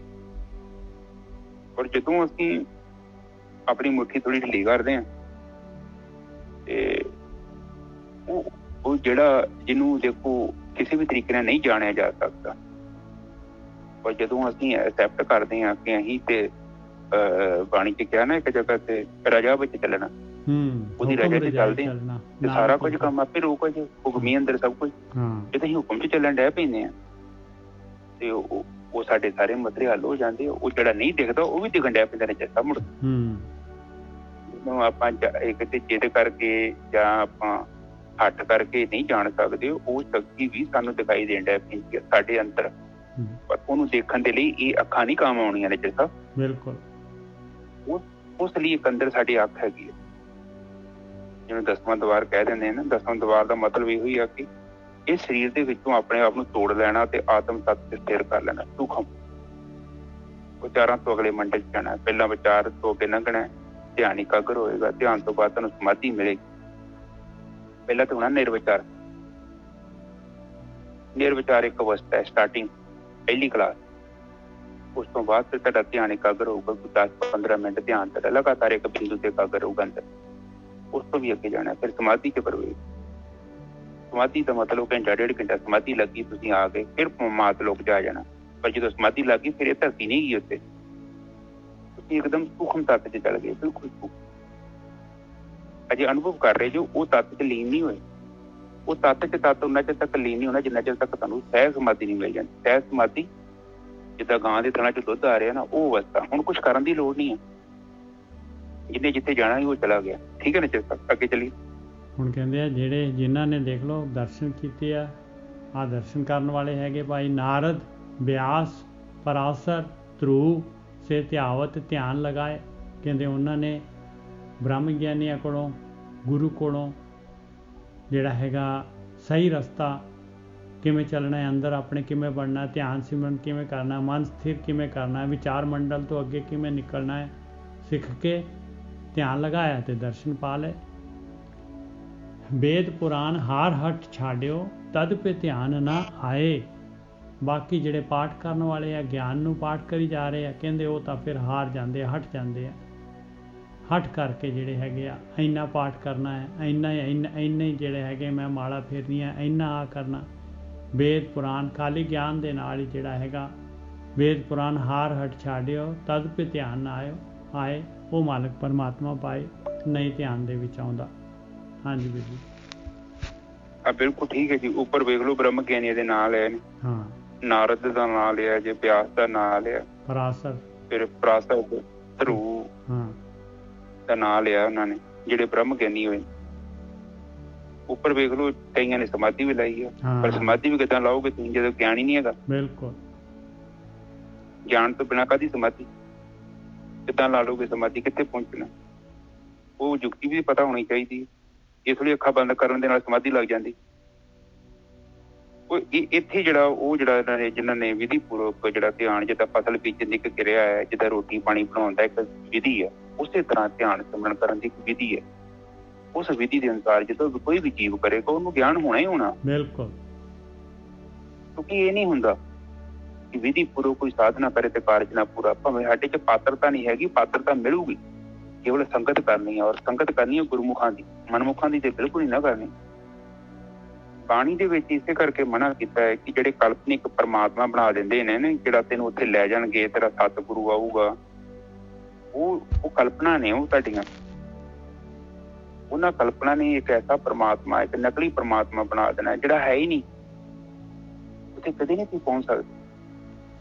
ਔਰ ਅਕਸਰ ਲੋਕ ਕਲਪਨਾ ਦੇ ਪ੍ਰਮਾਤਮਾ ਬਣਾ ਦਿੰਦੇ ਨੇ। ਉਹ ਮੂਰਤੀਆਂ ਕਾਹਦੀਆਂ ਬਣਾਈਆਂ? ਇਹੋ ਹੀ ਤੇ ਕਲਪਨਾ ਨੇ ਕੀਤੀ ਲੋਕਾਂ ਨੇ। ਲੋਕਾਂ ਨੇ ਆਪਣੇ ਤੋਰੀ ਫੁਲਕੇ ਦਾ ਸਾਧਨ ਬਣਾਇਆ ਔਰ ਉਹ ਕਲਪਨਾ ਕਰ ਦਿੰਦੇ ਨੇ। ਉਹ ਲੋਕ ਬੜੇ ਲੋਕ ਜਿਹੜੇ ਨੇ ਉਹ ਸਸਤਾ ਪ੍ਰਮਾਤਮਾ ਲੱਭਦੇ ਨੇ। ਤੇ ਇਹ ਸਸਤੇ ਪ੍ਰਮਾਤਮਾ ਜਿੰਨੇ ਮਰਜ਼ੀ ਤੁਹਾਡੀ ਮੈਂ ਗਲੀ 'ਚ 4-5 ਪ੍ਰਮਾਤਮਾ ਹੋਣੇ ਮੇਰੇ ਨਜ਼ਰ ਤੱਕ। ਬਿਲਕੁਲ ਕਿਤਾਬਾਂ ਪੜ੍ਹ ਲਓ, ਦਿਖਾਤਾ ਤੇ ਟੀਵੀ ਤੁਹਾਡੇ ਮੋਬਾਈਲ ਤੇ ਮੈਂ 40-50 ਪ੍ਰਮਾਤਮਾ ਤੇ ਤੁਹਾਨੂੰ ਇੱਕ ਗਰੁੱਪ 'ਚ ਮਿਲ ਜਾਂਦੇ ਨੇ। ਪਰ ਉਹ ਪ੍ਰਮਾਤਮਾ ਨਹੀਂ ਹੈਗਾ ਜਿਹਨੇ ਤੁਹਾਨੂੰ ਰਾਗ ਤੋਂ ਦਵੈਸ਼ ਤੋਂ ਮੁਕਤ ਕਰਨਾ। ਅਸਲੀ ਪ੍ਰਮਾਤਮਾ ਜਦੋਂ ਵੀ ਤੁਸੀਂ ਜਾਣਿਆ ਉਹਦੀ ਸ਼ੋਅ ਦੇ ਨਾਲ ਤੁਹਾਡੇ ਜੀਵਨ ਦੇ ਵਿੱਚ 5 ਔਗਣ ਉੱਡਣੇ ਆ। 2 ਮੰਤਰ ਹੋਣਗੇ ਔਗਣ। ਇਹ ਕਾਮ, ਕ੍ਰੋਧ, ਲੋਭ, ਮੋਹ, ਹੰਕਾਰ। ਇਹ ਫਿੱਕੇ ਪੈਣ ਡੇ ਪੈਣਗੇ ਜਿੱਦਣ ਤੁਹਾਨੂੰ ਅਸਲੀ ਪ੍ਰਮਾਤਮਾ ਮਿਲਿਆ। ਨਕਲੀ ਪ੍ਰਮਾਤਮਾ 'ਚ ਨਹੀਂ ਨਾ ਹਿੰਮਤ ਹੈਗੀ ਇਹਨਾਂ ਨੂੰ ਦੂਰ ਕਰ ਸਕੇ। ਅਸਲੀ ਪ੍ਰਮਾਤਮਾ ਦੇ ਅੰਦਰ ਹੀ ਪਾਤਰਤਵਨੀ ਸ਼ਕਤੀ ਹੈ, ਕਿਉਂਕਿ ਮਾਇਆ ਤੇ ਉਹਦੀ ਹੈ। ਹੁਣ ਨਕਲੀ ਪ੍ਰਮਾਤਮਾ ਕਿੱਥੋਂ ਦੂਰ ਕਰ ਦੂਗਾ ਨਿਜੇ ਸਾਹਿਬ? ਕਿਉਂਕਿ ਤੇ ਕਲਪਨਾ ਆਤਮਾ ਜਦ ਤੱਕ ਆਪਾਂ ਜੀਂਦੇ ਨਹੀਂ, ਜਿੰਨਾ ਚਿਰ ਤੱਕ ਆਪਾਂ ਆਤਮਾ ਨੂੰ ਜਾਣਦੇ ਨਹੀਂ ਔਰ ਰਸਤਾ ਵੀ ਤਾਂ ਪਤਾ ਹੋਵੇ ਨਾ। ਇਹ ਤਾਂ ਨਹੀਂ ਕਿਸੇ ਨੇ ਉਲਟਾ ਪੁਲਟੀ ਕਹਾਣੀ ਪਾ ਦਿੱਤੀ ਹੋਵੇ, ਉੱਥੇ ਚੀਜ਼ ਹੋਵੇ ਨਾ। ਉਹ ਹੁਣ ਜਿੱਥੇ ਦਿੱਲੀ ਨਹੀਂ ਹੈਗੀ ਤੇ ਮੈਂ ਉੱਥੇ ਜਾਣ ਦੇ ਨਾਲ ਦਿੱਲੀ ਕਿੱਥੋਂ ਬਣ ਜੂਗੀ? ਦੱਸੋ ਮੈਨੂੰ, ਬਣ ਜੂਗੀ? ਜਿਹੜੀ ਜਰਨੀ ਆ, ਜੇ ਜਰਨੀ ਗਲਤ ਬੰਦਾ ਸਟਾਰਟ ਕਰ ਲਿਆ ਔਰ ਇਸ ਤਰ੍ਹਾਂ ਦਾ ਕੋਈ ਕਲਪਨਾ ਬਣਾ ਦੇ ਕਿ ਉੱਥੇ ਜੇ ਏਦਾਂ ਹੋ ਜੂ ਏਦਾਂ ਹੋ। ਹੁਣ ਦੇਖੋ ਇਹਨਾਂ ਦੇ ਵਿੱਚ ਨਾ ਬੁੱਧ ਧਰਮ ਦੇ ਵਿੱਚ ਦੋ ਮਤ ਹੈਗੇ ਨੇ ਇਹਨਾਂ ਦੇ। ਇੱਕ ਹੀਣ ਜਾਣ ਹੈਗਾ ਨਿੱਜਰ ਸਾਹਿਬ ਤੇ ਇੱਕ ਹੈਗਾ ਮਹਾਂਜਾਨ। ਜਿਹੜੇ ਹੀਣ ਜਾਣ ਵਾਲੇ ਪਤਾ ਕੀ ਕਹਿੰਦੇ? ਉਹ ਵੀ ਆਪਣੀ ਜਗ੍ਹਾ ਠੀਕ ਹੈ। ਉਹ ਕਹਿੰਦੇ ਆ ਕਿ ਤੂੰ ਬ੍ਰਹਮ ਗਿਆਨ ਪ੍ਰਾਪਤ ਕਰ ਲਾ, ਤੂੰ ਛੋਟੀ ਜੀ ਇੱਕ ਕਿਸ਼ਤੀ ਬਣਾ ਤੇ ਤੂੰ ਪਾਰ ਲੰਘ ਜਾ ਭਵ ਸਾਗਰ ਤੇ ਤੂੰ ਆਪਣਾ ਵਿਚਾਰ ਕਰ, ਤੂੰ ਦੂਜੇ ਦੀ ਟੈਨਸ਼ਨ ਨਾ ਲੈ। ਜਦੋਂ ਤੂੰ ਲੰਘ ਗਿਆ ਤੇਰੇ ਮਗਰ ਦੂਜੇ ਵੀ ਆ ਜਾਣਗੇ। ਠੀਕ ਹੈ ਨਾ ਜੀ ਸਾਹਿਬ? ਬਿਲਕੁਲ। ਤੇ ਜਿਹੜੇ ਮਹਾਂਯਾਨ ਵਾਲੇ ਕਹਿੰਦੇ ਏਦਾਂ ਨਹੀਂ। ਉਹ ਕਹਿੰਦੇ ਜਿੰਨੇ ਜਾਣ ਲਿਆ ਉਹ ਮਹਾਂਯਾਨ ਤਿਆਰ ਕਰੇ, ਵੱਡੀ ਕਿਸ਼ਤੀ ਤਿਆਰ ਕਰੇ, ਹੋਰ ਵੀ ਨਾਲ ਲੈ ਕੇ ਜਾਵੇ। ਉਹ ਹੀਣ ਜਾਣ ਵਾਲੇ ਕਹਿੰਦੇ ਆ ਕਿ ਮਹਾਂਯਾਨ ਤੇ ਚੜ੍ਹਦਾ ਹੀ ਨਹੀਂ ਕੋਈ, ਤਿਆਰ ਹੀ ਨਹੀਂ ਆ। ਕਿਤੇ ਇਹ ਨਾ ਹੋਵੇ ਕਿ ਤੂੰ ਦੂਜਿਆਂ ਨੂੰ ਖੜ ਦੇ ਚੱਕਰ ਤੂੰ ਹੀ ਲੇਟ ਹੋ ਜਾਏ। ਤੇ ਵੇਖੋ ਇਹ ਧਰਮ ਦੇ ਵਿੱਚ ਵੀ ਕਈ ਕੁਝ ਹੈਗਾ। ਤੇ ਪਰ ਇੱਕ ਗੱਲ ਹੈਗੀ ਆ, ਜਦੋਂ ਵੀ ਧਰਤੀ ਤੇ ਬ੍ਰਹਮ ਗਿਆਨੀ ਪੈਦਾ ਹੋ ਜਾਂਦਾ ਵਾ, ਜਿੰਨਾ ਵੀ ਇਤਿਹਾਸ ਗਵਾਹ ਵਾ, ਉਦੋਂ ਕੀ ਹੁੰਦਾ ਹੈ ਕਿ ਉਹ ਪੁਲ ਬਣਾ ਦਿੰਦਾ। ਉਦੋਂ ਦੀ ਕਥਾ 'ਚ ਗੱਲ ਰਹਿ ਗਈ ਮੇਰੀ, ਜਿੱਦਾਂ ਨਦੀ ਤੋਂ ਪਾਰ ਲੰਘਣਾ ਕੋਈ ਆਸਾਨ ਨਹੀਂ ਆ। ਕੋਈ ਵੀ ਬੰਦਾ ਨਹੀਂ ਲੰਘ ਸਕਦਾ। ਮੈਂ ਕਿੱਥੇ ਲੰਘੂਗਾ? ਕੋਈ ਵੀ ਨਹੀਂ ਲੰਘ ਸਕਦਾ ਨਿੱਜਰ ਸਾਹਿਬ। ਨਦੀ ਕਿੱਦਾਂ ਪਾਰ ਲੰਘਾਂਗੇ? ਪਰ ਜਿੱਦਣ ਪੁਲ ਬਣ ਗਿਆ ਨਾ ਉਦੋਂ ਬੰਦਾ ਤੁਰ ਕੇ ਲੰਘ ਜਾਂਦਾ। ਬਿਲਕੁਲ। ਨਹੀਂ ਤੁਸੀਂ ਦੱਸਿਆ ਸੀ ਗੁਰ ਕਿਤਾਬ ਦੱਸਿਆ ਸੀ ਕੀੜੀ ਵੀ ਲੰਘ ਜਾਂਦੀ ਹੈ, ਤੁਸੀਂ ਦੱਸਿਆ ਸੀਗਾ। ਹਾਂ, ਉਹ ਵੇਖੋ ਕੀੜੀ ਵੀ ਲੰਘ ਜਾਂਦੀ। ਇਸੇ ਤਰ੍ਹਾਂ ਦੇਖੋ ਆਪਣੇ ਬ੍ਰਹਮ ਗਿਆਨੀ ਜਦੋਂ ਲੰਘਦੇ ਆ ਨਾ, ਕੋਈ ਲੰਘਦਾ ਧਰਤੀ ਤੋਂ, ਇਸ ਲਈ ਕਹਿੰਦੇ ਕਿ ਤਾਰੇ ਬ੍ਰਹਮੇ ਵਗੈਰਾ ਸਾਰੇ ਹੈਰਾਨ ਹੋ ਜਾਂਦੇ ਕਿ ਜੀਵ ਕਿੱਦਾਂ ਲੰਘ ਗਿਆ। ਬੜੀ ਵੱਡੀ ਗੱਲ ਹੋ। ਕਿਉਂਕਿ ਹੁਣ ਦੂਜਿਆਂ ਦੀ ਆਸ ਬਣ ਗਈ। ਇੱਕ ਬੰਦੇ ਨੇ ਉਹ ਚੀਜ਼ ਨੂੰ ਲੱਭ ਲਿਆ, ਹੁਣ ਉਹਦੇ ਮਗਰ ਹੁੰਦੇ ਨੇ ਕਈ ਮੇਰੇ ਵਰਗੇ ਵੀ ਤੁਰ ਕੇ ਲੰਘ ਸਕਦੇ ਆ, ਕਿਉਂਕਿ ਪੁਲ ਬਣ ਗਿਆ। ਹੁਣ ਮੈਨੂੰ ਉਨੀ ਮਿਹਨਤ ਨਹੀਂ ਕਰਨੀ ਪਊਗੀ ਜਿੰਨੇ ਪੁਲ ਵਾਲੇ ਨੇ ਜਿੰਨੀ ਮਿਹਨਤ ਕੀਤੀ ਆ ਨਿੱਜਰ ਸਾਹਿਬ, ਉਨੀ ਮੈਨੂੰ ਨਹੀਂ ਕਰਨ ਦੀ ਲੋੜ, ਕਿਉਂਕਿ ਪੁਲ ਬਣਿਆ ਪਿਆ ਵਾ। ਇਸ ਲਈ ਇਹ ਜਦੋਂ ਆਪਾਂ ਨੂੰ ਗੁਰੂ ਸਮਝਾ ਕੇ ਗਏ ਨੇ, ਇਹ ਪੁਲ ਹੀ ਬਣਾ ਕੇ ਗਏ ਨੇ ਸਾਡੇ ਲਈ। ਪਰ ਉਹ ਪੁਲ ਤੇ ਲੰਘਣ ਦੇ ਲਈ ਕੁਝ ਉਹ ਸਾਨੂੰ ਨਿਰਦੇਸ਼ ਵੀ ਦੇ ਰਹੇ ਨੇ। ਉਹ ਨਿਰਦੇਸ਼ ਵੀ ਸਾਨੂੰ ਵੇਖਣੇ ਪੈਣੇ। ਤੇ ਕਈ ਲੋਕ ਨਕਲੀ ਪੁਲ ਬਣਾ ਦਿੰਦੇ ਜੇ ਅਸੀਂ ਕਿਤਾਬਾਂ 'ਚ ਪੜ੍ਹ ਕੇ ਪੁਲਾਂ ਤੇ ਲੰਘੀ ਜਾਵਾਂਗੇ ਤੇ ਉਹ ਥੋੜੀ ਗੱਲ ਬਣ। ਉਹ ਤੇ ਕਹਿੰਦੇ ਜੀਵਨ ਤੇਰਾ ਉੱਚਾ ਹੋਣਾ ਚਾਹੀਦਾ, ਉਹ ਤੈਨੂੰ ਉਸ ਜੀਵਨ ਨੂੰ ਜਿਉਂਦੇ ਜੀ ਅਨੁਭਵ ਕਰਨਾ ਪਊਗਾ, ਫਿਰ ਗੱਲ ਬਣਨੀ ਹੈ। ਕਿਤਾਬੀ ਗੱਲ ਤੇ ਬਿਲਕੁਲ ਨਹੀਂ ਚੱਲੇਗੀ। ਹਾਂਜੀ ਨਿੱਜਰ ਸਾਹਿਬ। ਦਾਨਵ ਦੇਵ ਪਿਸਾਚ ਪ੍ਰੇਤ ਤੇ ਨੇਤੈ ਨੇਤ ਕਹਾਏ।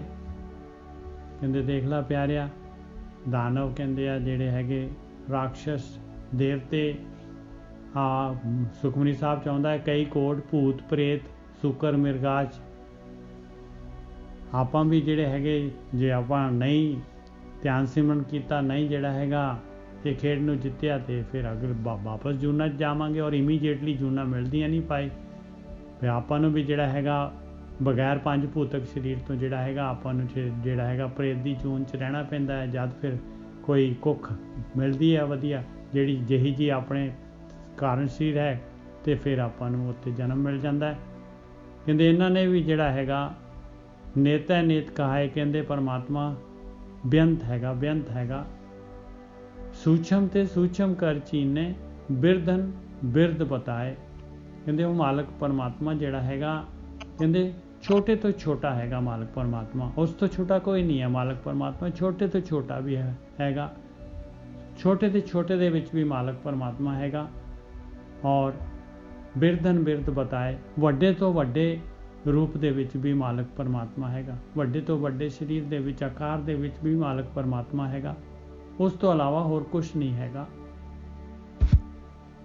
ਭੂਮ ਆਕਾਸ਼ ਪਤਾਲ ਸਭੈ ਸਜ ਏਕ ਅਨੇਕ ਸਦਾਏ। ਕਹਿੰਦੇ ਉਹ ਮਾਲਕ ਪਰਮਾਤਮਾ ਨੇ ਧਰਤੀ ਪਤਾਲ ਤੇ ਆਕਾਸ਼, ਧਰਤੀ ਪਾਣੀ ਤੇ ਆਕਾਸ਼ ਸਾਰਿਆਂ ਦੀ ਸਾਜਨਾ ਕਰਕੇ ਸਭੈ ਸਜ ਏਕ ਅਨੇਕ ਸਦਾਏ, ਇੱਕ ਹੁੰਦੇ ਹੋਏ ਤੇ ਅਨੇਕ ਸਦਾਇਆ, ਉਹ ਅਨੇਕਾਂ ਰੂਪਾਂ ਦੇ ਵਿੱਚ ਆਪਣੇ ਆਪ ਤੋਂ ਇੱਕ ਤੋਂ ਅਨੇਕ ਬਣਾਤਾ। ਸੋਨਰ ਕਾਲ ਫਾਸਤੇ ਬਾਚੇ ਜੋ ਹਰ ਸਰਨ ਸਿਧਾਏ। ਉਹੀ ਜਿਹੜਾ ਹੈਗਾ ਕਾਲ ਦੀ ਫਾਹੀ ਤੋਂ ਬਚ ਸਕਦਾ ਆ, ਇਹ ਜਨਮ ਮਰਨ ਦੇ ਗੇੜ ਤੋਂ ਬਚ ਸਕਦਾ ਆ, ਜਿਹੜਾ ਕਿ ਉਸ ਮਾਲਕ ਪਰਮਾਤਮਾ ਦੀ ਸ਼ਰਨ ਦੇ ਵਿੱਚ ਚਲੇ ਜਾਊਗਾ, ਉਹਦੀ ਭਗਤੀ ਕਰੂਗਾ। ਹਾਂਜੀ ਵੀਰ ਜੀ। ਹਾਂਜੀ ਬਿਲਕੁਲ ਠੀਕ ਹੈ ਨੀਚੇ ਸਾਹਿਬ, ਪਹਿਲੀ ਤੋਂ ਬੋਲ ਦੋ। ਦਾਨਵ ਦੇਵ ਪਿਸਾਚ ਪ੍ਰੇਤ ਤੇ ਨੇਤੈ ਨੇਤ ਕਹਾਏ। ਕਹਿੰਦੇ ਦਾਨਵ ਦੇਵ ਤੇ ਹੋਰ ਭੂਤ ਪ੍ਰੇਤ ਜਿਹੜੇ ਹੈਗੇ, ਇਹ ਵੀ ਜਿਹੜੇ ਹੈਗੇ ਉਹ ਮਾਲਕ ਪਰਮਾਤਮਾ ਨੂੰ ਕਹਿੰਦੇ ਆ ਬੇਅੰਤੀ ਕਹਿੰਦੇ ਆ। ਉਸ ਮਾਲਕ ਨੂੰ ਜਿਹੜਾ ਛੋਟੇ ਤੋਂ ਛੋਟਾ, ਸੂਖਮ ਤੇ ਸੂਖਮ ਹੈਗਾ ਔਰ ਵੱਡੇ ਤੋਂ ਵੱਡਾ ਹੈਗਾ ਮਾਲਕ ਪਰਮਾਤਮਾ। ਹਾਂਜੀ ਵੀਰ। ਬਿਲਕੁਲ ਠੀਕ ਹੈ ਜੀ। ਇਹ ਤੇ ਇਤਿਹਾਸ ਗਵਾਹ ਬਾਕੀ ਜਦੋਂ ਵੀ ਕੋਈ ਬੰਦਾ ਬ੍ਰਹਮ ਦੇ ਵਿੱਚ ਗਿਆ, ਉਹਨੂੰ ਵਰਣਨ ਨਹੀਂ ਕੀਤਾ ਜਾ ਸਕਦਾ। ਤੁਸੀਂ ਵੀ ਜਾਣਦੇ ਜੋ ਤੇ ਉੱਥੇ ਕੀ ਹੈਗਾ, ਉਹ ਤੁਸੀਂ ਵੀ ਤਾਂ ਉਹਦਾ ਹੀ ਰੂਪ ਹੋ ਜਾਂਦੇ ਜੋ। ਉੱਥੇ ਦੱਸਣ ਵਾਲਾ ਤੇ ਜਿਹਦੇ ਬਾਰੇ ਦੱਸਣਾ ਦੋਨੋਂ ਇੱਕ ਹੋ ਜਾਂਦੇ। ਔਰ ਇਸ ਤੱਤ ਦੇ ਵਿੱਚ ਜਾ ਕੇ, ਕਿਉਂਕਿ ਸੂਖਮ ਹੈਗਾ, ਉਹ ਰੂਪ ਰੰਗ ਰੇਖ ਤੋਂ ਪਰੇ ਹੈ, ਇਸੇ ਕਰਕੇ ਉਹਨੂੰ ਕਿੱਥੋਂ ਬਿਆਨ ਕਰਾਂਗੇ ਅਸੀਂ, ਕਿਉਂਕਿ ਸਾਡੀਆਂ ਜਿਹੜੀਆਂ ਇੰਦਰੀਆਂ ਨੇ ਇਹ ਉਸ ਚੀਜ਼ ਦੇ ਬਾਰੇ ਦੱਸ ਸਕਦੀਆਂ ਨੇ ਜਿਹਦਾ ਰੂਪ ਆ, ਆਕਾਰ ਆ, ਜਿਹਨੂੰ ਅਨੁਭਵ ਕੀਤਾ ਜਾ ਸਕਦਾ, ਜਿਹਨੂੰ ਹੱਥਾਂ ਦੇ ਨਾਲ ਸਪਰਸ਼ ਕੀਤਾ ਜਾ ਸਕਦਾ, ਜਿਹਨੂੰ ਸੁਣਿਆ ਜਾ ਸਕਦਾ, ਜਿਹਨੂੰ ਦੇਖਿਆ ਜਾ ਸਕਦਾ। ਪਰ ਉਹ ਇਹਨਾਂ ਚੀਜ਼ਾਂ ਦਾ ਤਾਂ ਵਿਸ਼ਾ ਹੀ ਨਹੀਂ ਹੈਗਾ। ਉਹ ਜਿਹੜੀ ਚੀਜ਼ ਇੰਨੀ ਸੂਖਮ ਹੈ, ਹੁਣ ਆਕਾਸ਼ ਦੇ ਬਾਰੇ ਆਪਾਂ ਕੀ ਦੱਸੀਏ? ਆਪਾਂ ਕਹਿ ਤੇ ਦਿੰਦੇ ਆਕਾਸ਼ ਆ, ਪਰ ਆਕਾਸ਼ ਤੇ ਆਕਾਸ਼ ਨਹੀਂ ਹੈ ਨਾ। ਇਹ ਦੇਖਣ ਨੂੰ ਤਾਂ ਮਾਮੂਲੀ ਜਿਹਾ ਲੱਗਦਾ ਹੈ, ਪਰ ਸ਼ਕਤੀ ਵੇਖੋ ਕਿੰਨੀਆਂ ਕਿੰਨੀਆਂ ਵੱਡੀਆਂ ਧਰਤੀਆਂ ਚੁੱਕ ਕੇ ਬੈਠਾ ਨੇ ਜਿਸ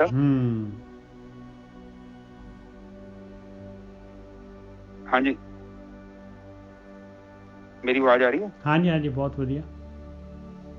ਹਾਂ, ਹੁਣ ਆਕਾਸ਼ ਵੇਖਣ ਨੂੰ ਵੇਖੋ ਆਪਾਂ ਨੂੰ ਕੁਛ ਵੀ ਨਹੀਂ ਕਹਿੰਦਾ, ਪਰ ਇੰਨਾ ਸ਼ਕਤੀਸ਼ਾਲੀ ਆ, ਕਿੰਨੇ ਵੱਡੇ ਪਲੈਨਟ ਚੁੱਕ ਕੇ ਬੈਠਾ ਵਾ, ਹੈ ਕੁਛ ਵੀ ਨਹੀਂ। ਅਬ ਜਸਟ ਦੇਖੋ ਦੀ ਸ਼ਕਤੀ, ਤੇ ਜਿਹਨੇ ਇਹ ਆਕਾਸ਼ ਬਣਾਇਆ ਉਹ ਆਪ ਕਿੱਡਾ ਪਾਵਰਫੁਲ ਹੈ। ਆਪ ਮੈਨੂੰ ਕਹੋ ਕਿ ਵੀਰੇ 4-5 ਕਿਲੋ ਵਜਨ ਚੁੱਕ, ਤੇ ਡਾਕਟਰ ਕਹਿੰਦਾ ਭਾਈ ਤੇਰੇ ਗੋਡੇ ਖਰਾਬ ਹੋ ਗਏ, ਥੋੜਾ ਵਜਨ ਘਟਾ, ਤੇ ਤੇਰੇ ਗੋਡਿਆਂ ਚ ਦਮ ਨਹੀਂ ਹੈਗਾ, ਤੇਰਾ ਵਜਨ ਨਹੀਂ ਚੁੱਕ ਸਕਦੇ ਬਹੁਤ ਜ਼ਿਆਦਾ, 5 ਕਿਲੋ ਵਜਨ 7 ਕਿਲੋ ਜ਼ਿਆਦਾ। ਤੇ ਦੇਖੋ ਜਿਹੜੀ ਉਹ ਸ਼ਕਤੀ ਆ ਆਕਾਸ਼ ਹੀ, ਜਿਹੜਾ ਐਡੇ ਵੱਡੇ ਪਲੈਨਟ ਚੁੱਕ ਕੇ ਬੈਠਾ ਹੈ ਉਹਨੂੰ, ਔਰ ਬਿਨਾਂ ਕਿਸੇ, ਹੁਣ ਆਪਾਂ ਟ੍ਰੇਨ ਚਲਾਉਂਦੇ ਪਟਰੀਆਂ ਚ ਚੱਲਦੀਆਂ ਨਾ, ਇਹ ਵੇਖੋ ਐਡੀਆਂ ਧਰਤੀਆਂ, ਇੰਨੇ ਸੂਰਜ, ਔਰ ਉਸਨੇ ਬਿਨਾਂ ਕਿਸੇ ਪਟਰੀਆਂ ਤੋਂ ਖਿਲਾਰੇ ਨੇ। ਬਿਲਕੁਲ। ਔਰ ਜਿੱਦਾਂ ਦਾ ਹੁਕਮ ਹੈ ਉੱਥੋਂ ਹਿਲਦੇ ਨਹੀਂ ਅਗਲੇ। ਜਿੰਨੀ ਸੂਰਜ ਦੀ ਸੈਟਿੰਗ ਕੀਤੀ ਕੇਵਲ ਓਨੀ ਹੀ ਅਗਨੀ ਪੈਦਾ ਕਰ ਰਿਹਾ, ਇਹ ਨਹੀਂ ਕਿ ਵੱਧ ਘੱਟ ਕਰਨ ਦਿਓ।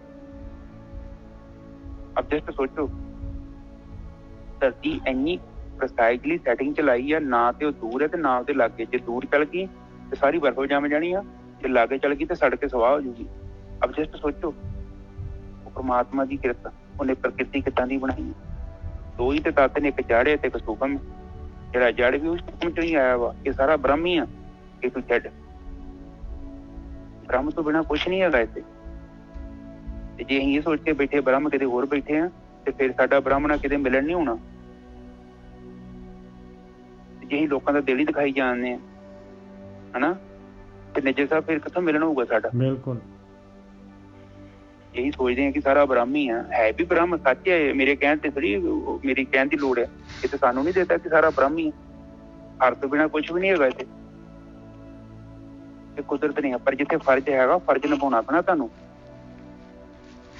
ਗੁਰੂ ਗੋਬਿੰਦ ਸਿੰਘ ਜੀ ਨੇ ਆਪਣਾ ਫਰਜ਼ ਵੀ ਨਿਭਾਇਆ, ਇੱਕ ਤਰਫ ਦੂਜਾ ਵੀ ਭੇਜਿਆ, ਆਪਣੇ ਫਾਦਰ ਸਾਹਿਬ ਨੂੰ ਭੇਜਿਆ ਜਾ ਕੇ ਉੱਥੇ ਜਨੇਊ ਲਾਉਣ ਦੀ ਦੇਣਾ, ਤੇ ਦੂਜੀ ਤਰਫ ਜੇ ਜ਼ਬਰਦਸਤੀ ਕੀਤੀ ਹੈ ਤੇ ਫਿਰ ਉਹਨਾਂ ਨੇ ਆਰਮੀ ਖੜੀ ਕੀਤੀ ਆ, ਔਰ ਇੱਕ ਐਸੀ ਆਰਮੀ ਖੜੀ ਕੀਤੀ ਤਾਂ ਜੋ ਧਰਮ ਦੀ ਰੱਖਿਆ ਕੀਤੀ ਜਾਵੇ।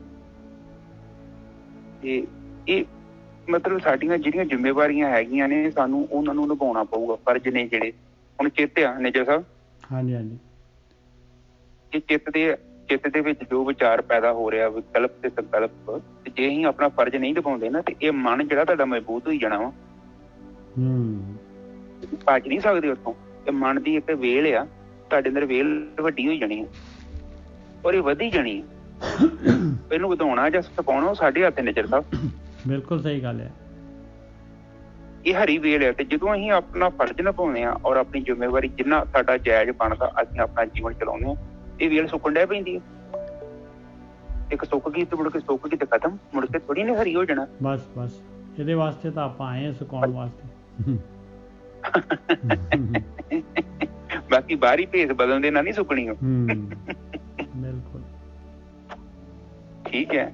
ਹਾਂਜੀ ਨਿਜਾ ਸਾਹਿਬ ਅੱਗੇ ਤੋਂ ਬੋਲੋ ਜੀ। ਭੂਮ ਆਕਾਸ਼ ਪਤਾਲ ਸਭੈ ਸਜ ਏਕ ਅਨੇਕ ਸਦਾਏ। ਕਹਿੰਦੇ ਉਹ ਮਾਲਕ ਪਰਮਾਤਮਾ ਪਾਈ ਧਰਤੀ ਆਕਾਸ਼ ਤੇ ਪਤਾਲ ਸਾਰੇ ਨੂੰ ਸਾਜਣ ਵਾਲਾ ਹੈਗਾ, ਔਰ ਇੱਕ ਤੋਂ ਅਨੇਕ ਬਣਦਾ ਹੈ, ਇੱਕ ਤੋਂ ਅਨੇਕ ਪੈਦਾ ਕਰਦਾ ਹੈ। ਉਹ ਹੈ ਉਹ ਮਾਲਕ ਪਰਮਾਤਮਾ, ਇੱਕ ਤੋਂ ਅਨੇਕ ਪੈਦਾ ਕਰਨ ਵਾਲਾ। ਉਸ ਦੀ ਸ਼ਰਨ ਦੇ ਵਿੱਚ ਜਾਣਾ ਹੈ। ਉਸ ਦੀ ਸ਼ਰਨ 'ਚ ਜਿਹੜਾ ਜਾਊਗਾ, ਜਿਹੜਾ ਉਸ ਮਾਲਕ ਪਰਮਾਤਮਾ ਦੀ ਭਗਤੀ ਪ੍ਰੇਮਾ ਭਗਤੀ ਕਰੂਗਾ, ਜਿਹੜਾ ਬ੍ਰਹਮ ਗਿਆਨੀ ਦੇ ਦੱਸੇ ਰਸਤੇ ਦੇ ਉੱਤੇ ਚੱਲੂਗਾ, ਸੋ ਨਰ ਕਾਲ ਫਾਸਤੇ ਬਾਚੇ, ਉਹੀ ਕਾਲ ਦੀ ਚਪੇਟ ਤੋਂ ਬਚ ਸਕਦਾ ਆ, ਜੂਨਾਂ ਤੋਂ ਬਚ ਸਕਦਾ ਆ, ਜਨਮ ਮਰਨ ਤੋਂ। ਇਹ ਜਿਹੜਾ ਹੈਗਾ ਜਨਮ ਮਰਨ ਦਾ ਚੱਕਰ ਹੈਗਾ, ਜੋ ਗਤੀ ਹੈਗੀ, ਇਸ ਤੋਂ ਰੁਕ ਸਕਦਾ ਆ। ਜਿਹੜਾ ਕਿ ਜੋ ਹਰ ਸ਼ਰਨ ਸਿਧਾਏ, ਜਿਹੜਾ ਉਹ ਮਾਲਕ ਪਰਮਾਤਮਾ ਦੀ ਸ਼ਰਨ ਦੇ ਵਿੱਚ ਚਲੇ ਜਾਊਗਾ। ਸ਼ਰਨ ਦੇ ਵਿੱਚ ਜਾਣਾ ਕੀ ਹੈਗਾ ਵੀ ਮਾਲਕ ਪਰਮਾਤਮਾ ਜਿਹੜਾ ਹੈਗਾ ਉਹਦੀ ਜਿਹੜੀ ਹੈਗੀ ਆ, ਜੋ ਬ੍ਰਹਮ ਗਿਆਨ ਦੱਸ ਰਿਹਾ ਆ, ਉਸ ਹਿਸਾਬ ਦੇ ਨਾਲ ਉਸ ਮਾਲਕ ਪਰਮਾਤਮਾ ਦੀ ਰਜ਼ਾ ਦੇ ਵਿੱਚ ਰਹਿਣਾ। ਸ੍ਰੀ ਪ੍ਰਕਿਰਤੀ ਜਿਹੜੀ ਹੈਗੀ ਆ, ਜਿਵੇਂ ਪ੍ਰਕਿਰਤੀ ਹੈਗੀ ਆ ਉਸੇ ਤਰੀਕੇ ਦੇ ਨਾਲ ਪ੍ਰਕਿਰਤੀ ਦੇ ਨਾਲ ਜਿਹੜਾ ਹੈਗਾ ਆਪਾਂ ਇੱਕ ਸੁਰ ਹੋ ਕੇ ਜਿਹੜਾ ਹੈਗਾ ਆਪਣੇ ਜੀਵਨ ਨੂੰ ਚਲਾਉਣਾ। ਇਹੀ ਜਿਹੜੀ ਹੈਗੀ ਆ ਉਹਦੀ ਸ਼ਰਨ 'ਚ ਜਾਣਾ ਹੈਗਾ। ਹਾਂਜੀ ਵੀ ਠੀਕ ਹੈ ਜੀ। ਭੂਮ ਆਕਾਸ਼ ਪਤਾਲ ਇਹ ਤਿੰਨੇ ਚੀਜ਼ਾਂ ਦਾ ਨਾਂ ਲਿਆ ਨਾ। ਸਭੇ ਏਕ ਸਾਜ, ਸਭੇ ਸਾਜ ਏਕ, ਇੱਕੋ ਨੇ ਸਾਜਿਆ ਤੇ ਏਕ ਅਨੇਕ ਸਦਾਏ। ਉਹ ਇੱਕ ਹੀ ਅਨੇਕਾਂ ਦੇ ਰੂਪ 'ਚ ਪ੍ਰਗਟ ਹੋ ਰਿਹਾ। ਬਿਲਕੁਲ। ਦੇਖੋ ਆਤਮਾ ਜਿਹੜੀ ਹੈ ਇੱਕੋ ਹੀ ਆ, ਦੋ ਨਹੀਂ ਹੈਗੀਆਂ। ਕੋਈ ਤੁਹਾਡੀ ਮੇਰੀ ਆਤਮਾ ਵੱਖਰੀ, ਜੀਵ ਵੱਖੋ ਵੱਖ, ਪਰ ਜਿੱਦਾਂ ਦਾ ਜੀਵ ਦਾ ਚਿੱਤ ਆ ਉਹਦਾ ਸੁਭਾਅ ਵੀ ਉਦਾਂ ਦਾ ਹੀ ਹੋਊਗਾ। ਉਹਨੂੰ ਕੇਵਲ ਬਦਲਣ ਦਾ ਇੱਕੋ ਤਰੀਕਾ ਹੈ ਧਿਆਨ ਸਿਮਰਨ। ਹੁਣ ਥੱਲੇ ਕਿਹਾ ਨਾ, ਸੋ ਨਰ ਕਾਲ ਫਾਸ ਦੇ ਬਾਚੇ, ਜੋ ਹਰ ਸ਼ਰਨ ਤੇ ਆਏ ਸਦਾਏ। ਤੇ ਇਹ ਨਰ ਤੇ ਜਿਹੜਾ ਹੁੰਦਾ ਵਾ, ਨਰ ਦਾ ਮਤਲਬ ਹੁੰਦਾ ਵਾ ਕਿ ਇਹ ਜਿਹੜਾ ਨਰ ਹੈ ਜੀਵ, ਜਿੰਨਾ ਚਿਰ ਜੀਵ ਜਿਹੜਾ ਨਾ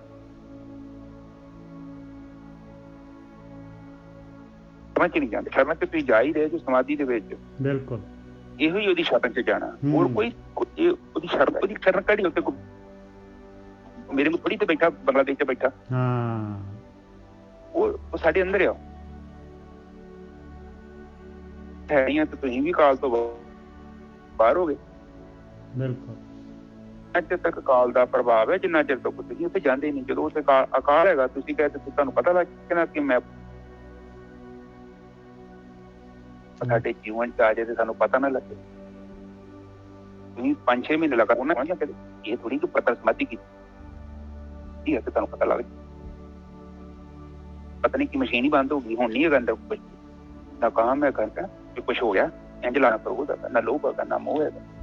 ਜਿੱਦਾਂ ਜੀਵਨ ਏਦਾਂ ਦਾ ਹੋ ਜਾਣਾ, ਟੁੱਟੇ ਪੱਤੇ ਵਰਗਾ, ਸੁੱਕੇ ਪੱਤੇ ਵਰਗਾ। ਹਵਾ ਆਈ ਆ, ਕਿਤੇ ਸੜਕ ਦੇ ਖੱਬੇ ਬੰਨੇ ਤੇ ਕਿਤੇ ਸੱਜੇ ਬੰਨੇ, ਉਹਨੂੰ ਕੋਈ ਨੀ ਫਰਕ ਪੈਂਦਾ। ਕਿ ਮਨ ਜਿਹੜਾ ਹੈ ਸੁੱਕੇ ਪੱਤੇ ਵਰਗਾ ਹੋ ਗਿਆ। ਹੁਣ ਉਹਦੇ ਚ ਦੁਬਾਰਾ ਹਰਿਆਲੀ ਨਹੀਂ ਆਉਣੀ ਔਗੁਣਾਂ ਦੀ, ਕਿਉਂਕਿ ਇਹਨੇ ਆਪਣਾ ਰੂਪ ਕਰਿਆ। ਉਹਨੂੰ ਪਤਾ ਲੱਗ ਗਿਆ ਤੇ ਆਤਮਾ ਪਿੱਛੇ ਬੈਠੀ। ਮੈਂ ਤੇ ਭਰਮ ਸੀ। ਹੁਣ ਰਾਤ ਨੂੰ ਸੁਪਨਾ ਆਉਂਦਾ ਤੇ ਸੁਪਨਾ ਜਦੋਂ ਚੱਲ ਜਾਂਦਾ ਤੇ ਸਾਨੂੰ ਕੋਈ ਸਬੂਤ ਲੈਣ ਦੀ ਲੋੜ ਹੈ ਕਿ ਸੁਪਨਾ ਸੀ ਰਾਤੀ? ਸਾਡਾ ਜਾਗਣਾ ਹੀ ਤੇ ਉਹਦੀ ਮੂਰਤੀ ਆ ਸੁਪਨੇ ਤੋਂ। ਬਸ ਠੀਕ ਹੈ ਨਿੱਜਰ ਸਾਹਿਬ, ਬਿਲਕੁਲ ਸਹੀ ਗੱਲ ਹੈ। ਅਸੀਂ ਅਖਬਾਰਾਂ 'ਚ ਥੋੜੀ ਪੜ੍ਹ ਜਾਂਦੇ, ਕਿਸੇ ਕੋਲ ਥੋੜੀ ਪੁੱਛਦਾ ਕਿ ਸੁਪਨਾ ਹੈ। ਹੁਣ ਤੁਸੀਂ ਸੁੱਤੇ ਜੋ, ਜਦੋਂ ਜਾਗ ਗਏ ਤਾਂ ਤੁਹਾਨੂੰ ਕੋਈ ਪੁੱਛਣ ਥੋੜੀ ਲੋੜ ਪੈਣੀ ਹੈ ਕਿ ਮੈਂ ਜਾਗ ਗਿਆ। ਤੁਹਾਨੂੰ ਤੁਹਾਡੇ ਜਾਗਣਾ ਹੀ ਸਬੂਤ ਹੋ ਜਾਣਾ। ਬਿਲਕੁਲ। ਉਹ ਅਸ਼ਟਾਵਕਰ ਨੂੰ ਕਿਹਾ ਸੀ ਨਾ ਰਾਜੇ ਜਨਕ ਨੇ ਕਿ ਉਹ ਸੁਪਨੇ ਦੇ ਵਿੱਚ ਉਹ ਬਣ ਗਿਆ, ਕਹਿੰਦਾ ਕਿ ਮੈਂ ਤੇ ਉੱਥੇ ਗਰੀਬ ਹੋ ਗਿਆ, ਰੋਟੀ ਮੰਗਣ ਆ, ਤੈਨੂੰ ਸਦੋ। ਉਹਨਾਂ ਨੇ ਸੱਦਿਆ ਜਨਕ ਨੂੰ, ਤੇ ਜਨਕ ਨੇ ਪੁੱਛਿਆ ਕਿ ਮਹਾਰਾਜ ਇਹ ਕੀ ਸੀ? ਉਹ ਉੱਥੇ ਤੇ ਮੈਂ ਏਦਾਂ ਹਾਂ, ਮੰਗਣ ਦੇ ਹਾਂ, ਗਰੀਬੀ ਬਹੁਤ ਜ਼ਿਆਦਾ, 2-3 ਦਿਨ ਦੀ ਮੈਂ ਰੋਟੀ ਨਹੀਂ ਖਾਧੀ। ਉਹ ਸੱਚ ਹੈ ਜਾਂ ਮੈਂ ਤਖਤ ਤੇ ਬੈਠਾ ਇਹ ਸੱਚ ਹੈ? ਉਹ ਕਹਿੰਦਾ ਰਾਜਨ, ਨਾ ਤੇ ਉਹ ਸੱਚੀ ਤੇ ਨਾ ਆ ਸੱਚੀ, ਨਾ ਉਹ ਰਿਹਾ ਹੀ ਤੇ ਨਾ ਆ ਰਹਿਣਾ ਹੀ। ਸਮੇਂ ਦਾ ਫਰਕ ਹੀ ਬਸ। ਕਿਉਂਕਿ ਜਿਹਨੂੰ ਤੂੰ ਸੱਚ ਸਮਝ ਕੇ ਬੈਠਾ, ਇੱਕ ਸਮਾਂ ਆਊਗਾ ਇਹ ਵੀ ਝੂਠ ਹੋ ਜਾਣਾ ਵਾ। ਬਿਲਕੁਲ। ਸਮੇਂ ਨੇ ਖਾ ਜਾਣਾ ਇਹਨੂੰ, ਤੈਨੂੰ ਨਹੀਂ ਪਤਾ ਖਾ ਰਿਹਾ, ਆਲਰੇਡੀ ਖਾ ਲਿਆ ਉਹਨੇ।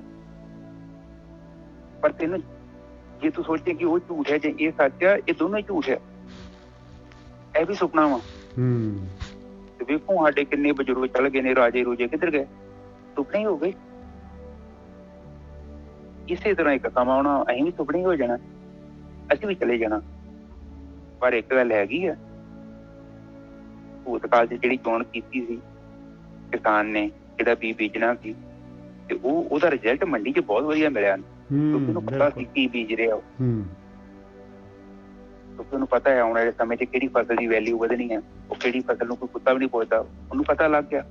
ਇਹ ਗ੍ਰੰਥ ਸਾਨੂੰ ਇਹ ਦੱਸਦੇ ਪਏ ਆ ਕਿ ਚਰਨਜੀਤ, ਉਹ ਨਿੱਜਰ ਸਾਹਿਬ, ਐ ਨਾ ਫਸਲ ਬੀਜ ਲਿਓ, ਇਹਦੀ ਵੈਲਿਊ ਨਹੀਂ ਹੈਗੀ। ਬਿਲਕੁਲ।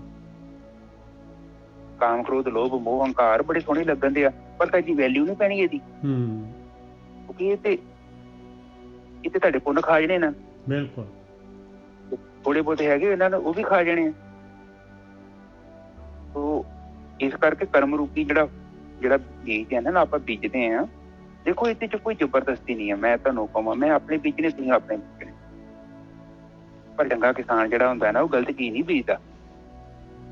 ਤੇ ਬੀਜਦਾ ਨਿੱਜਰ ਸਾਹਿਬ? ਨਹੀਂ ਬੀਜਦਾ। ਉਹ ਕਿਹੜਾ ਉਹ ਚੰਗਾ ਕਿਸਾਨ ਹੋਊਗਾ ਜਿਹੜਾ ਆਪਣੀ ਪੈਲੀ 'ਚ ਐਡੀ ਸੋਹਣੀ ਪੈਲੀ ਵਾਹੀ ਆ, ਬਣਾਈ ਆ, ਉਸ 'ਚ ਗੰਦਮੰਦ ਬੀਜ ਦੇ? ਉਹ ਕਿੰਨੀ ਕੁ ਅਕਲਮੰਦੀ ਦਾ ਕੰਮ ਦੱਸੋ। ਅਸੀਂ ਵੀ ਤੇ ਕਿਸਾਨ ਹੀ ਹੈਗੇ ਆ, ਇੱਕ ਛੋਟੇ ਜਿਹੇ ਕਿਸਾਨ। ਔਰ ਇਹ ਪੰਗਾ ਤੇ ਹੈ ਕਿ ਇਹ ਫਸਲ ਆਪਾਂ ਕਿਹਨੂੰ ਦੇ ਨਹੀਂ ਸਕਦੇ, ਇਹ ਤੇ ਸਾਨੂੰ ਖਾਣੀ ਪੈਣੀ। ਬਿਲਕੁਲ। ਉਹ ਤੇ ਮੰਡੀ 'ਚ ਮੇਰਾ ਵਰਗਾ ਵੇਚ ਆਊਗਾ, ਰੰਗ ਰੁੰਗ ਧੋ ਧਾ ਕੇ।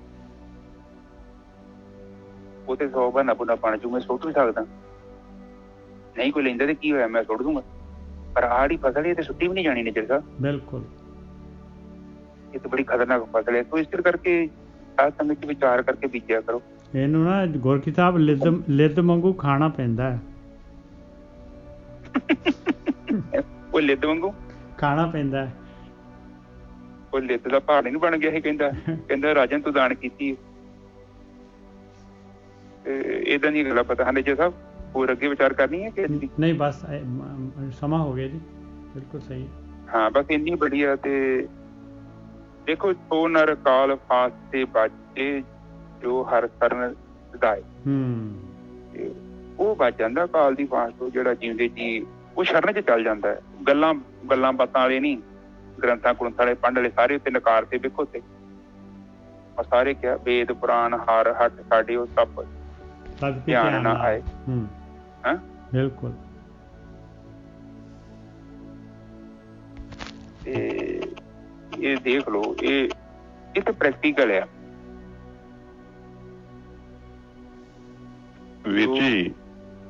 ਹਾਂਜੀ, ਜਿਹੜੀ ਤੁਸੀਂ ਆਹ ਕਹਾਣੀ ਦੱਸੀ ਆ ਨਾ ਲਿੱਦ ਵਾਲੀ, ਇਹ ਗੁਰੂ ਗ੍ਰੰਥ ਸਾਹਿਬ ਦੇ ਵਿੱਚ ਹੈਗੀ ਹੈ ਜੀ ਦਰਜ। ਨਿੱਜਰ ਸਾਹਿਬ ਉਹਨਾਂ ਨੂੰ ਪਤਾ ਹੋਣਾ। ਹੈਗੀ ਹੈ ਜੀ। ਰਾਜਾ ਇੱਕ ਨਰਪਤ ਇੱਕ ਸਿੰਘਾਸਨ ਸੋਇਆ, ਸੁਪਨੇ ਪਿਆ ਭਿਖਾਰੀ, ਅਛਤ ਰਾਜ ਵਿਚਰਤ ਦੁੱਖ ਪਾਇਆ, ਸੋਗਤ ਪਈ ਹਮਾਰੀ।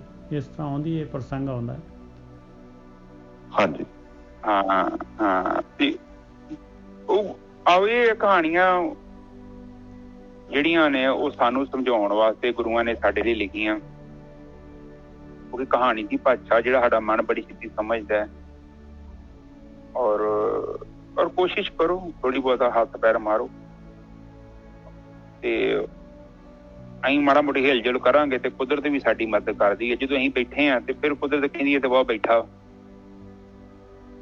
ਕੁਦਰਤ ਦੇ ਵਿੱਚ ਦੋ એનર્ਜੀਆਂ ਨੇ, ਗੁੱਡ ਤੇ ਬੈਡ। ਇਹ ਪ੍ਰਮਾਤਮਾ ਨੇ ਇੱਕ ਐਸਾ ਅਰੇਂਜਮੈਂਟ ਕੀਤਾ, ਜੋ ਪ੍ਰਕਿਰਤੀ ਦੀ ਰਚਨਾ ਕੀਤੀ ਹੈ, ਉਹ ਸਾਡੇ ਤੋਂ ਆਪਸ਼ਨ ਦੱਸਿਆ ਕਿ ਅਸੀਂ ਕਿੱਥੋਂ ਕੰਮ ਕਰਾਉਣਾ, ਬੈਡ ਤੋਂ ਕਰਾਉਣਾ ਕਿ ਗੁੱਡ ਤੋਂ ਕਰਾਉਣਾ। ਨੇਜਰ ਸਾਹਿਬ ਆਪਸ਼ਨ ਜਿਹੜਾ ਨਾ ਸਾਨੂੰ ਦਿੱਤਾ ਦੋਨੋਂ ਹੀ ਹੈਗੀਆਂ ਨੇ। ਅਸੀਂ ਉਹ ਕੰਮ ਨੂੰ ਕਿਹੜੇ ਤਰੀਕੇ ਨਾਲ ਕਰਨਾ ਚਾਹੁੰਦੇ ਹਾਂ। ਔਰ ਕੰਮ ਦੇ ਉੱਤੇ ਵੀ ਹੈ, ਕੰਮ ਜਦੋਂ ਕਰਦੇ ਜੋ ਕੰਮ ਤੇ ਖੁਸ਼ੀ ਨਾਲ ਕੰਮ ਕਰਨਾ। ਚਾਹੇ ਰੋਟੀ ਬਣਾਉਂਦੇ ਜਿਹੜਾ ਤੁਸੀਂ ਘਰੇ ਵੀ, ਹੁਣ ਲੇਡੀਜ਼ ਲਈ ਵੀ ਹੈ, ਜੇ ਉਹ ਦੁਖੀ ਹੋ ਕੇ ਰੋਟੀ ਬਣਾਉਂਦੀ ਆ ਤੇ ਉਹ ਰੋਟੀ ਜ਼ਹਿਰੀ ਹੋ ਗਈ, ਉਹ ਰੋਟੀ ਕਿਸੇ ਕੰਮ ਦੀ ਨਹੀਂ ਹੈਗੀ। ਹਮੇਸ਼ਾ ਹੀ ਖੁਸ਼ੀ ਨਾਲ ਕੰਮ ਕਰਨਾ ਹੈ। ਔਰ ਜਿੱਥੇ ਵੀ ਕੰਮ ਤੇ ਜਾਂਦੇ ਜੋ ਉਹ ਖੁਸ਼ ਹੋ ਕੇ ਕੰਮ ਕਰਿਆ ਕਰੋ। ਉਹਦੇ ਨਾਲ ਤੁਹਾਨੂੰ ਗੁੱਡ ਐਨਰਜੀ ਮਿਲੂਗੀ, ਚੰਗੀ ਐਨਰਜੀ ਮਿਲੂਗੀ ਉਹ।